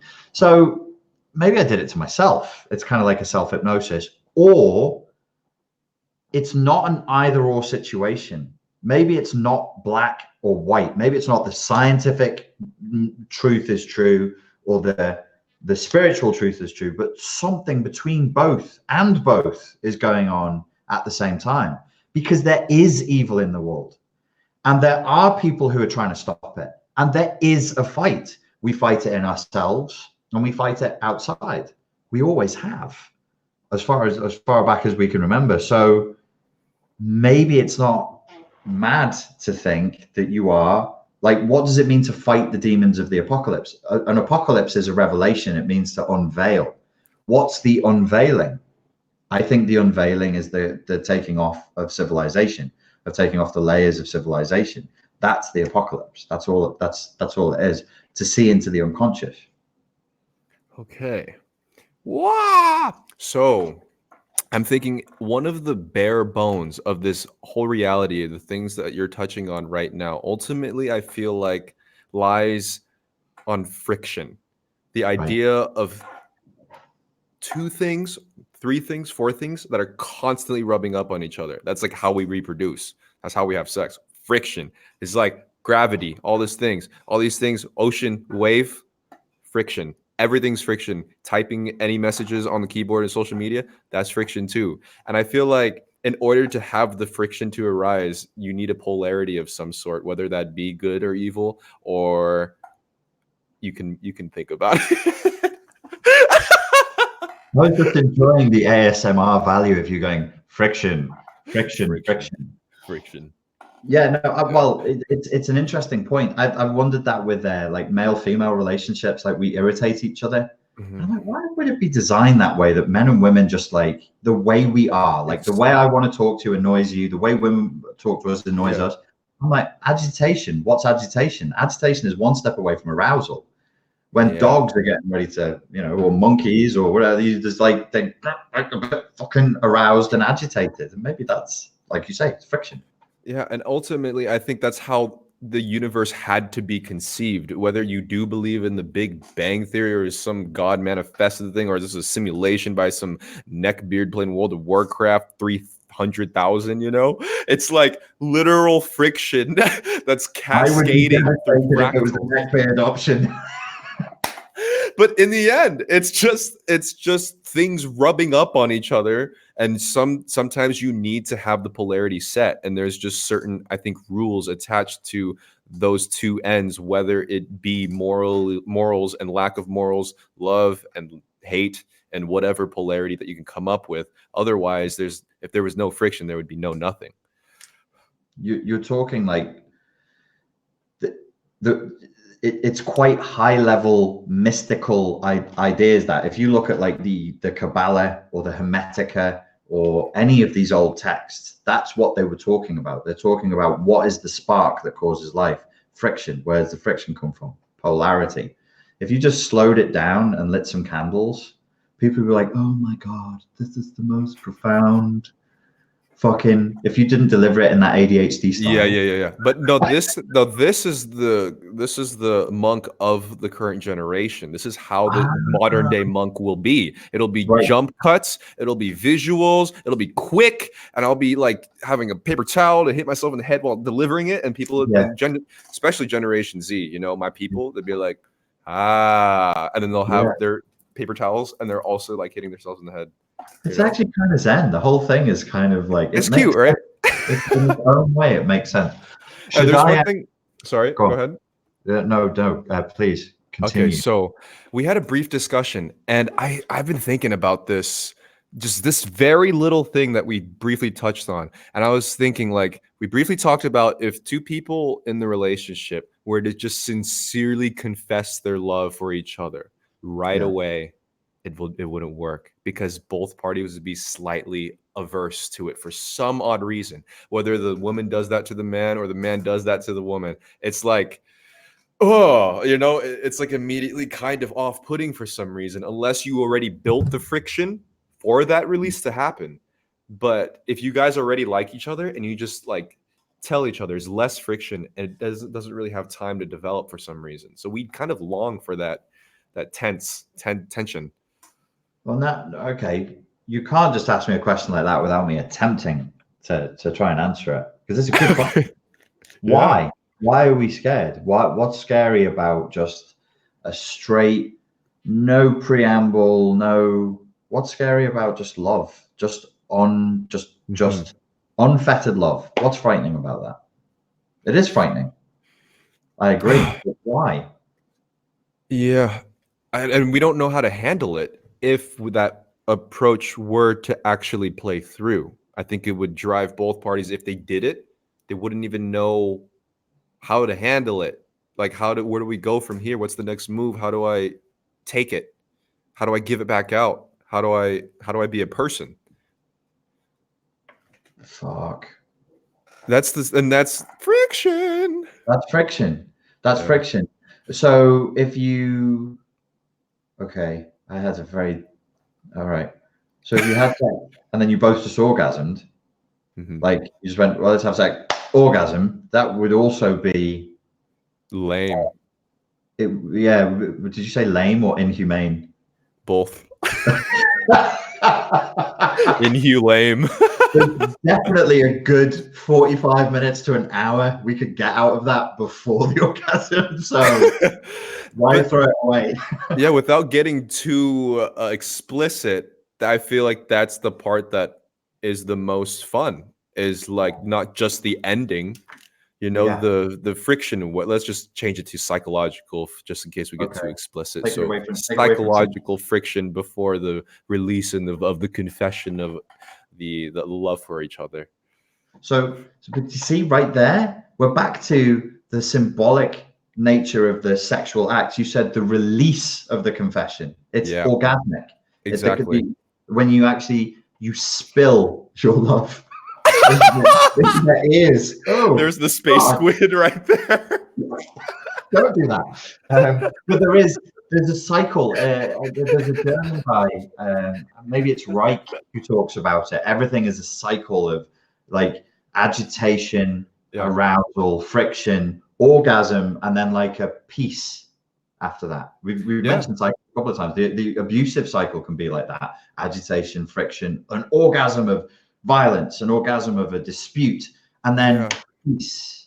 An apology from the YouTuber, peace. And then it comes back again. It ties into absolutely everything, like screenplays, books, film, fucking music. It all goes in that intro, friction, whatever happens, and then there's a giant climax, and then there's the resolution towards the end. And then that's like everything. Every single thing that we've created, everything that we do, everything that we say, that at least we enjoy, follows that timeline. And I feel like if there is an art form, a film, a song, or whatever else that isn't so universal, or at least is kind of abrasive, it's very steered off of that timeline.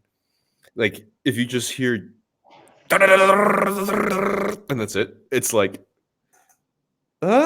yeah, tease me first before you give me the duh. If it was like, and then it's like, you want the build up. I mean, that's like saying. I was joking about bachata, doing bachata. That is you're only playing in the realm of friction, but you're playing with the energy of friction. You're playing with that interaction, and if it wasn't there, you wouldn't even dance. There wouldn't even be a point, because you'd just be, I don't know. Just get your two tentacles together and go, nah, there it is. Yeah. Bye. Yeah. And then I get, ultimately, if you want to get extremely metaphysical with it, what if we're just on that giant timeline of the entire structure of reality, where we're in that friction consuming part? I don't know if there will be a climax or not. Who knows? But it feels like there will be. It feels like we're coming to something coming. Okay. Silly. and that's how the world explodes. everyone's at their office jobs, and it's like at the year 3000 is coming. Everybody's like, what the fuck? Oh my god! Not in my eyes! Just the entire world at once. Oh shit! Could be. Oh, teenage men. Maybe that's just a natural cycle. Should I look at some of the questions that these poor people have for us? Yeah, the more we talk about this, the more the apocalypse will come. Yeah, it's definitely coming. I know I'm nearly there. I just need a little bit more friction. Ladies and gents, if you have any questions for us, please feel free to stick them in the old chat box. There were people who'd written questions today earlier, but Pierre informs me that the way YouTube works is they delete them. So sorry I told you to do that. I didn't know that. I didn't know that. Did you say it clears it like the hour before we're due to go live? I don't know, but like from when I've scheduled the live stream even 2 days before, everything gets cleared the day of the live stream. I don't know what the time frame is, but I don't know. Well, It's kind of I'm dumb. sorry about that, folks. I looked this afternoon. I didn't take a screenshot of it or anything. There was like 6 or 7 really, really good questions there, and YouTube has just gone bingo and popped them off. So I'm very, very sorry about that. If anybody has a question, please feel free to write it in the chat box now. Make it 1 sentence long and end it with a squiggly question mark. Yeah. So in the meantime, while the latency catches up, they're quoting "Ow my eye" from what we're done. We're not going to be able to forget this. We're not, Okay, so here's the there's one. Just we can glaze over this. Can you give us your definition of religion as an atheist? I don't quite follow. Well, for me, it would be as unique to you as your thumbprint. If you want my definition of religion, it would probably reside somewhere in reverence. I feel like the religious experience is, paraphrasing Terence McKenna now, you need an element of wow. You need like, wow, and astonishment. Yeah, my idea of it is just simply a belief in something beyond yourself. Even if you were atheist, to live morally and to treat others in a proper manner and live a righteous life, that's almost a metaphysical thought on its own too, I think. Yeah. It is. Yeah. It's the opposite of gross materialism, isn't it? Because you should just be like, oh, I'll just consume and just take as much as I can, take whatever I want.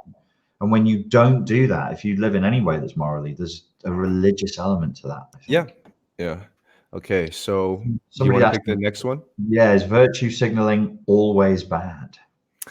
Yeah, I watched one of the videos talking about it. It did raise up a good point because people use virtue signaling to just discredit an argument or just a point immediately. Just be like, oh, you're trying to bring up some morally righteous thing, therefore you're incorrect.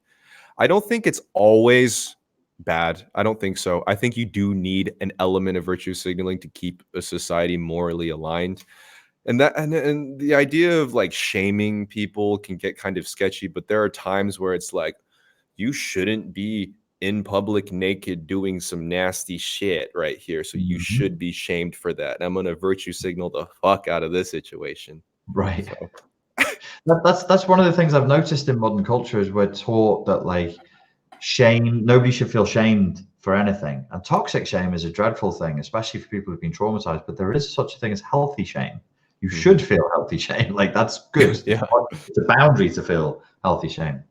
Have either of you ever messaged someone in a dream and confirmed that they got it? Ooh. No, I just haven't. Have you? That was the Malaysian experience. Was yeah.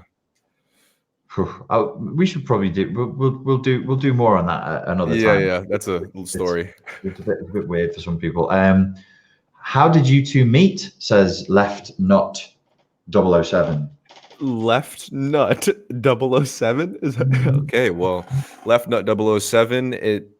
We met in the same way that we condemn. Is through social media. I sent him an email. Grindr. We met on Grindr. Just we met on Grindr. I sent him a foot picture, and he liked my big toe. And here we are on a video chat. He has delicious toes. I sent him an email about my platform, and then he's like, "Yeah, we do the same shit." And then now we're here. Yeah. It's been quick actually, hasn't it? It's only a few weeks ago, months ago. Oh shit! Yeah. It's not that long. Yeah, Grindr. Yeah, Grindr is fascinating. Eileen Dooley asks, do relationship problems always involve a play for control? Maybe unconsciously, for sure, and especially if you have a lot of unresolved issues, which most people do. then I definitely think that becomes the main unconscious focal point. When you said before about just having total love instantly with no boundaries, no build up, no friction, I had this horrible image of just falling into an empty space. It didn't feel good at all. I was like, God, that is frightening. And I do wonder if the control is like, I'm not just trying to control you, I'm trying to control me and my feelings, and because you are vulnerable when you love. All the armor is off. Yeah, I think it's both. And oftentimes, if you do take the armor off, someone might accidentally get stabbed, whether it's intentional or not, because it's like, all my boundaries are gone. I told you that I loved you and everything. And then all of a sudden, you left a little earlier for grocery shopping than usual. But then that goes that I don't like that. God damn it. Yeah, then that becomes what you specialize in. So. Yeah. You mean having the relationship? Oh no, dealing with the broken one. Yeah. That's what I specialize in. You choose a question. Okay. Let me see here. Everyone's just laughing in the chat right now, so I have to scroll up a little bit. Without friction, we feel stagnant, correct? So do you need friction and a type of tension in your life to grow? It's interesting. I think it harkens back to the what you said before about discipline and people seeking for discipline and the space that's been left by religion. So yeah, I think so. Probably the sense of growth will only come through friction. I know that in story writing, because I used to want to be a writer, there's no story without friction. And they say something like all stories are basically about the individual versus the tribe, the friction between the individual's drives and the tribe's drives. Yeah, I actually wanted to bring up a point earlier that I totally forgot about, and the idea of starting conflict for the idea of friction for the sake of adding meaning into your life. And I feel like that's where a lot of the modern virtue signaling, trolling, or the lack of religious discipline comes from. Is like the suffering no longer just comes to you through fighting the weather, your struggle for survival in terms of finding your food and hunting or whatever else.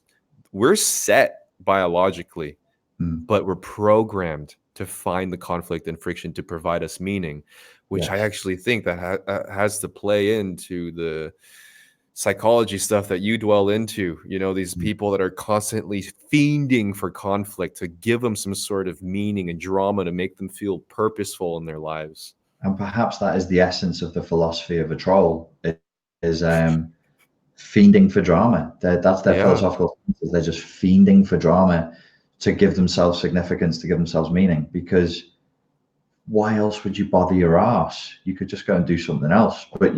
So the amount of effort they make with the sock puppet accounts, you block them, they come back on another account. All of that shit takes time. So they're motivated, and that's probably it. It's significance. It's the drive to significance. Because even for you, because you are either still a fighter or used to be a fighter, right? I feel like a lot of fighters kind of are allowed to dwell into conflict and get that out, where they become very kind of centered. I don't know about all of them, but a little more stable. Whereas opposed to there's somebody with very little discipline in their lives and they don't have an outlet for that conflict or whatever else, so they find it in their personal. Yes. Yeah, having a healthy outlet helps. I think there's misery. There's real misery out there. There's people who are very frustrated, very lonely, very little prospects. They sense themselves as being very low down the social hierarchy. True or false? Like, I don't know whether it's objectively, but they feel that way. And then they'll pick somebody who seems to be popular and they're punching up. They're like, this guy's got so many followers and whatever. I can do whatever I want to him. I can say whatever I want. I have nothing. This guy has everything. If I'm punching up, I can punch as hard as I want because fuck this guy. Nothing's going to happen anyway. To tie this back to your theory about being pulled away from love and intimacy, I had an idea and a feeling, especially where I come from, where everybody would project and look for love and intimacy, especially intimacy in a roundabout way through aggression and conflict, where that Mm. becomes the main definition and activity to express intimacy.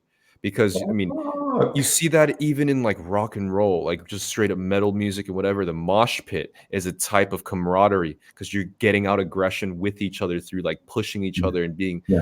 But even in a cultural sense, it's like everybody seems to want to be associated and like conversing with everybody and engaging because it makes you feel like not loved but intimate with others. But that's the Mm. only way we really feel comfortable doing it. It's not through civil discourse. It's like through like, you're this. Oh, no, I'm not that. You're that. No, no. And then they just kiss in the end, you know? Well, I think again, you've probably just said something quite big, but you said it quickly. So the modern way of doing intimacy is through conflict, Yeah. not through civil discourse. And you're not just talking about sexual intimacy. You're talking about conversation, meeting of mind, any Relationships. kind of intimacy. Yeah. Right. I feel like, People are very, very conflict conditioned then. yeah, where we've redefined the idea of intimacy through conflict and confrontation. Have you ever been in a mosh pit? Hell yeah. They're What, fun, what man. what was the, is there a particular band or music that you like to listen to when you're in a mosh pit? It depends. People now mosh to like ignorant SoundCloud rap, and that's also really fun. You can Yeah. mosh to SoundCloud rap? Yeah, because they're like, Okay. I'm gonna run in a ring. Yeah, I'm gonna run in a ring. Yeah. And everyone's kind of like, Oh, yeah, exactly. I know that one. You know them all, man. And there's that, and then there's also just like metal and new metal stuff, and we're just There putting each was other. I was thinking about a couple of years in my childhood where I actually was like tracking through relationships in my head, and there was a girl who really, really liked me. And I wouldn't date her when I was 16, 17 years old because she was a chav and I was into metal. She was gorgeous and she was such a sweet girl. But I was like, no, I wear Oh my black god. and I have leather pants and I dance to Pantera and Nine Inch Nails. And you listen to Scouse House and drink Bacardi Breezes. So fuck. And now, all these years later, I'm like, how did I get that in my, like, what the fuck? What was I fucking thinking? Yeah, yeah, yeah. Man, the segregation of the teenage mind. That's a fascinating thing, isn't it? But you grow out of it by the time you're 23, 24. You should do. And I think it is a sign of how infantilized the times are that people are carrying it on. Like, oh, I literally would look at her and she'd be like, she was just really nice. She was nice girl, really good looking. She'd be like, why won't you let me tell people that you're my boyfriend? And I'm like, I'm not your, I've told you from day one you're not my boyfriend. And it would be her clothes and her hairstyle. I'm like, what the fuck? Like, what kind of a kid? But I've lived that. I've lived that mindset of total rigidity of being like, no, if you're not scary and sweaty and got tattoos, then it's a no. How do you look at that now? Do you only date metalheads still? Yeah, with hairy armpits that are not Okay, washed. great. And he has to be tall. Wink. Uh, yeah, yeah. No, because I don't think of myself as being rigid in that way. And then I was like, there's a time in your life where actually, like, you're bordering on, being really prejudiced. It's super prejudiced, super ridiculous behavior. Only on the basis of the clothes she wore and the hairstyle that she had, but it was important at the time. It was like that was the thing. I was like, fuck you. I read William S. Burroughs and you watch fucking EastEnders, so therefore.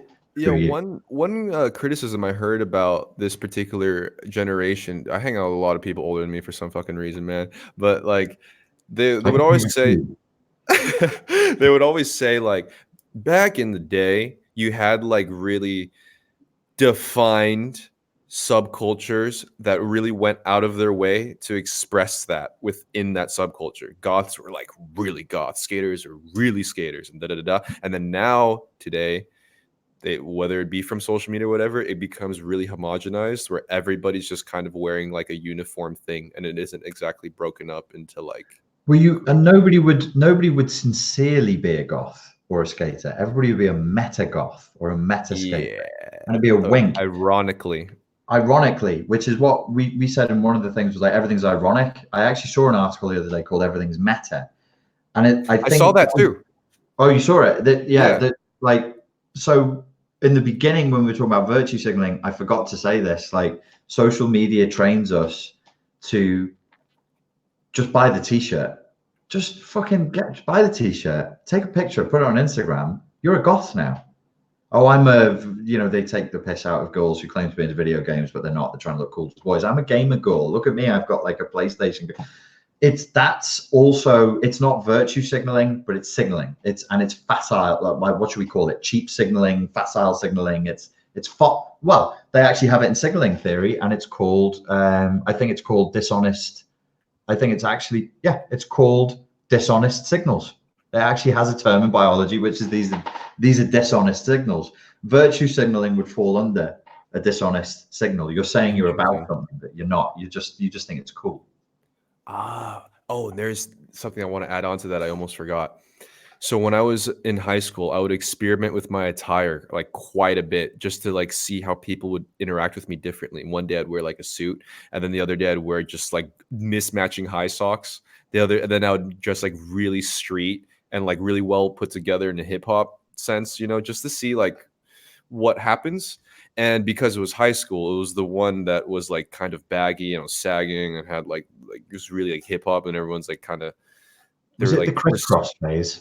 Yeah, something like that. And they responded well. And I noticed that it was like I could get away with wearing ridiculous shit if I gave a signal that I knew what was already cool. So if I had like a Supreme jacket on already, I could put on a panda hat, and then I become fashion forward because I already gave the signal that I'm self-aware enough that I'm doing this intentionally. So now I can put on the Crocs or whatever the fuck else and just be like, see, now that gives a signal to all the young trendy people like, oh, he's wearing Supreme though. He's not just like unaware. He's not just wearing a silly panda hat for no reason. Right.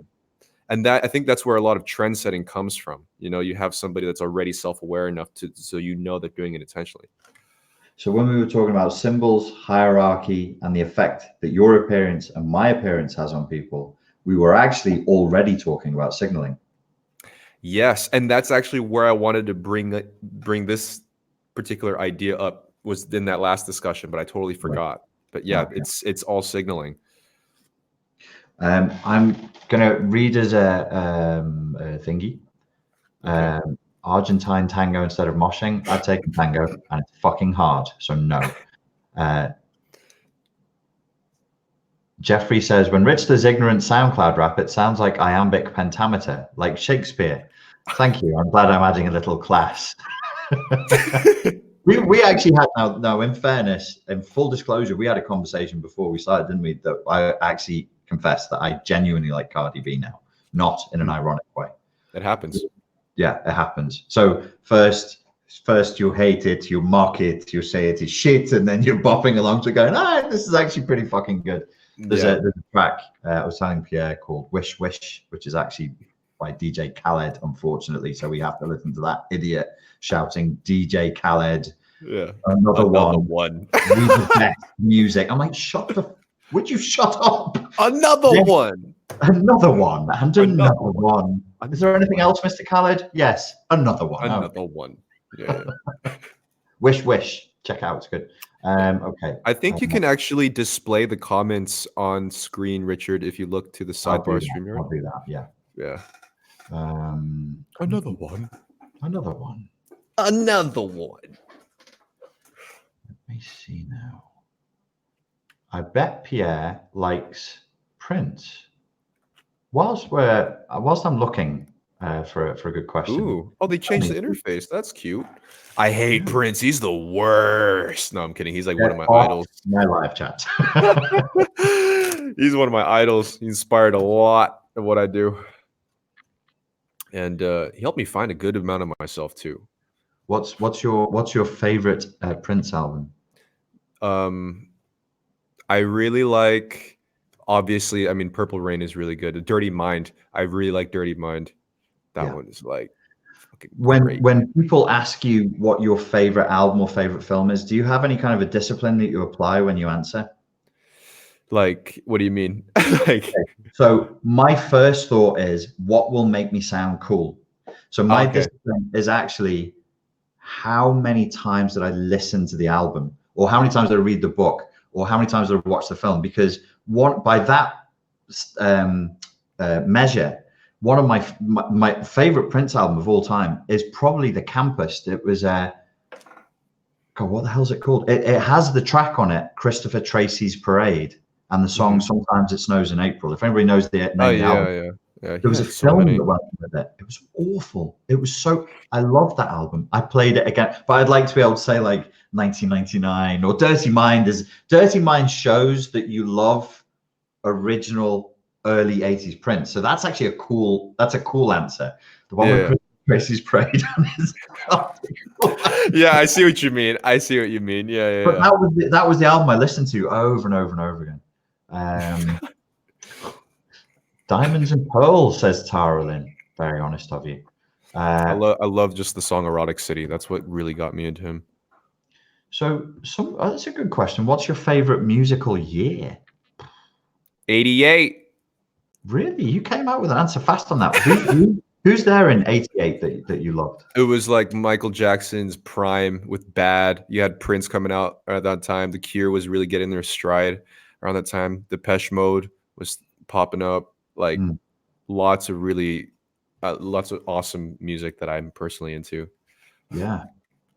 I was listening to The Cure again the other day, and there's just not much that they did that was shit. Everything is strong. It's really, it's good. It's good stuff.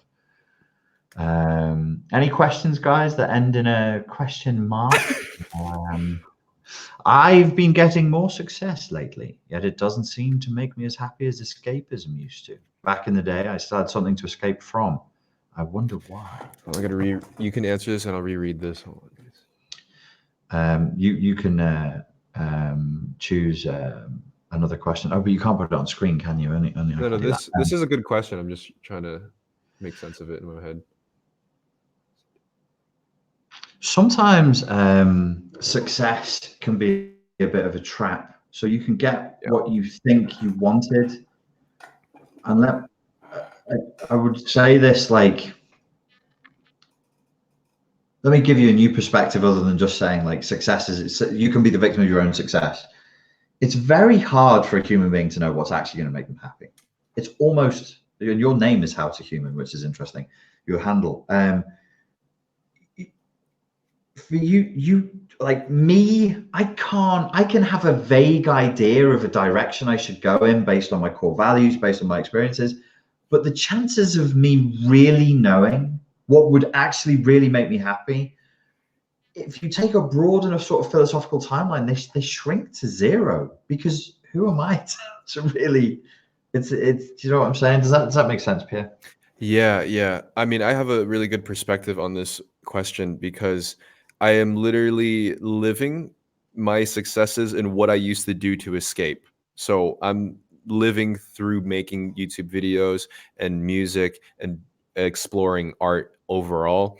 And now at this point where it's becoming more of a job in general, it does put a certain amount of limitation where now my escape is literally the job that I have to work. So I guess the way that I coped with that is that I bought an electric unicycle that goes 30 kilometers an hour, and I fucking love this thing, where I almost had to just find a different outlet that was completely removed from my general work / creative. I still love what I do, but I think it's still good to have something that just completely removes you completely from what you have to do as your job for success.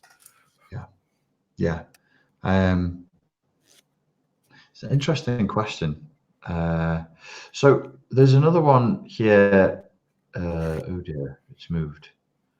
A lady with a Balkan-sounding name asked, "Do you know of any female hero myths?" Yeah, I mean, like as in like Greek gods, like She just said female hero myths. I can't answer this. I'm not well versed in this question. I don't. There's been attempts at female hero myths. If we're talking hero myths, I want to say something. I didn't say it. My sister said it. I read sci-fi and fantasy if I want to switch off, and so does my sister. So we swap recommendations on fantasy books. And I recommended her a book that by an American author. Oh God, I can't remember her name right now, but it's a lady who wrote it. And I said, read this trilogy. And my sister said, no. And I said, why not? And she said, women can't write fantasy books. And I was like, damn, you can't say that. And she said, no, I don't like it. And I was like, actually, I didn't realize that the author was female until I'd got through the first book, and I looked up because her name is Robin. Her name is Robin Hobb. And there is a lack of real female hero stories. The only two that I can think of in recent times that, in my humble opinion, miss the mark and are a sin, therefore, would be there's Twilight and there's the Hunger Games. But both of them fall in prey to a bit of a bad habit that I've seen. I think they're both written by female authors. They put the female protagonist in between two boys and then make a major part of the story not her heroic journey, but her choice between the ancient choice, the safe good guy, or the dangerous dark guy. In both Twilight and I noticed in the Hunger Games, it was the same dyad, the same choice, which kind of ruined the it's not really then a hero's myth. You don't have, like, I don't know, the dude who goes to the underworld coming out and going, well, now should I marry Sandra or should it be Mary? That's not what he does. He goes to the underworld, he slays the demon, he brings back the sacred fire. That's the point of the story. So it's a bit. Yeah. I mean, in terms of like contemporary figures, I can maybe think of a few. There's like that Ghost in the Shell anime / Scarlett Johansson film. There's also Girl with the Dragon Tattoo, maybe Frozen. I don't know. I'm not really big into films and movies in general, but Ooh, Girl with the Dragon Tattoo. That's a good shout. yeah. So she's very, very tough character. What do you think of Morrissey? The music was good before he came out to be a discriminatory person.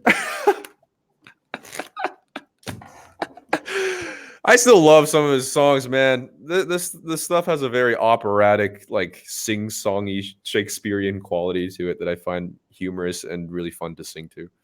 The Double Decker Bus song. Yes.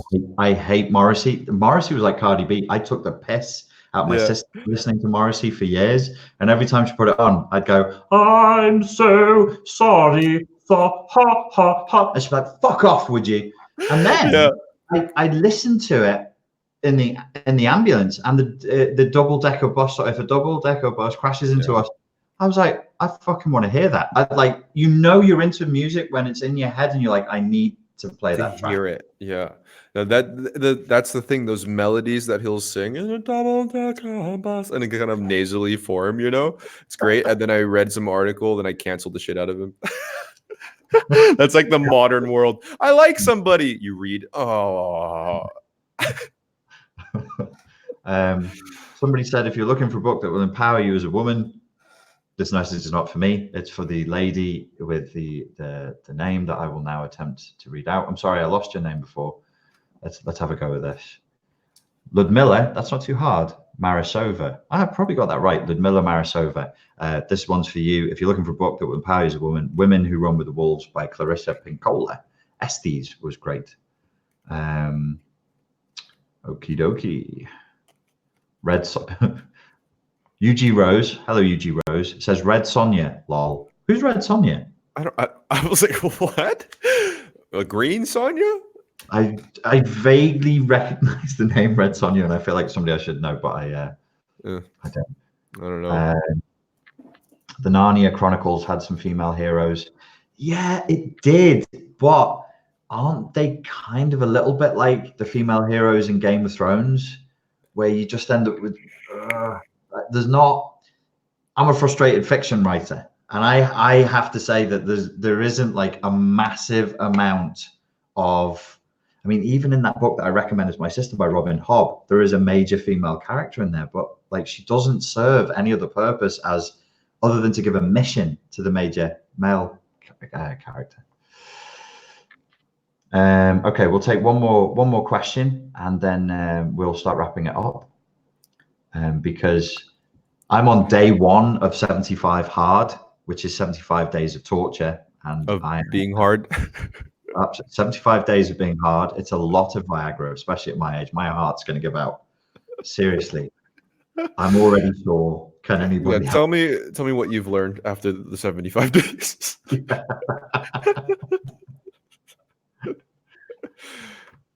Tully says this is a problem with writers, not actual women. Yeah, absolutely. Yeah, absolutely. For sure. Yeah. Well, let's not open Pandora's box on that one, but yeah, I'm not well versed in this. Yeah. How can I deal with sleep paralysis?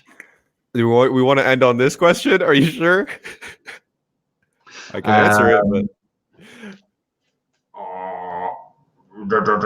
but well, here's like the simplest tip. Try to move the tip of your finger. I'm serious. Move the tip of your finger, and once you unlock that, you'll wake up. Was it in Kill Bill where she's coming out of the coma and she's like, "Where goes your big toe?" That's what she said. Have you seen Kill Bill? A long time ago, but yeah, when you would have been 10, 11? A long time ago, meaning like maybe 3 days ago. So I don't know, something like that. I was 10 3 days ago. Sleep paralysis can sometimes be caused by by stress, because your body has literally gone to sleep, but your mind chooses to wake up, and it can be a little bit frightening. I would look at your coffee consumption, bring it down. You might be one of these people that really has an okay tolerance for coffee, but not after a certain time of day. So I have a rule where after 2 p.m., I don't touch it because it will ruin my sleep. Even a mouthful of Coke, like any time after 2 p.m. will ruin my sleep. Yeah. It's really weird. Apparently it's genetic. It's a genetic. Mouthful of what, Richard? Coca-Cola, LA boy. Where the Coke goes anyway. How you do it? Time to go to sleep.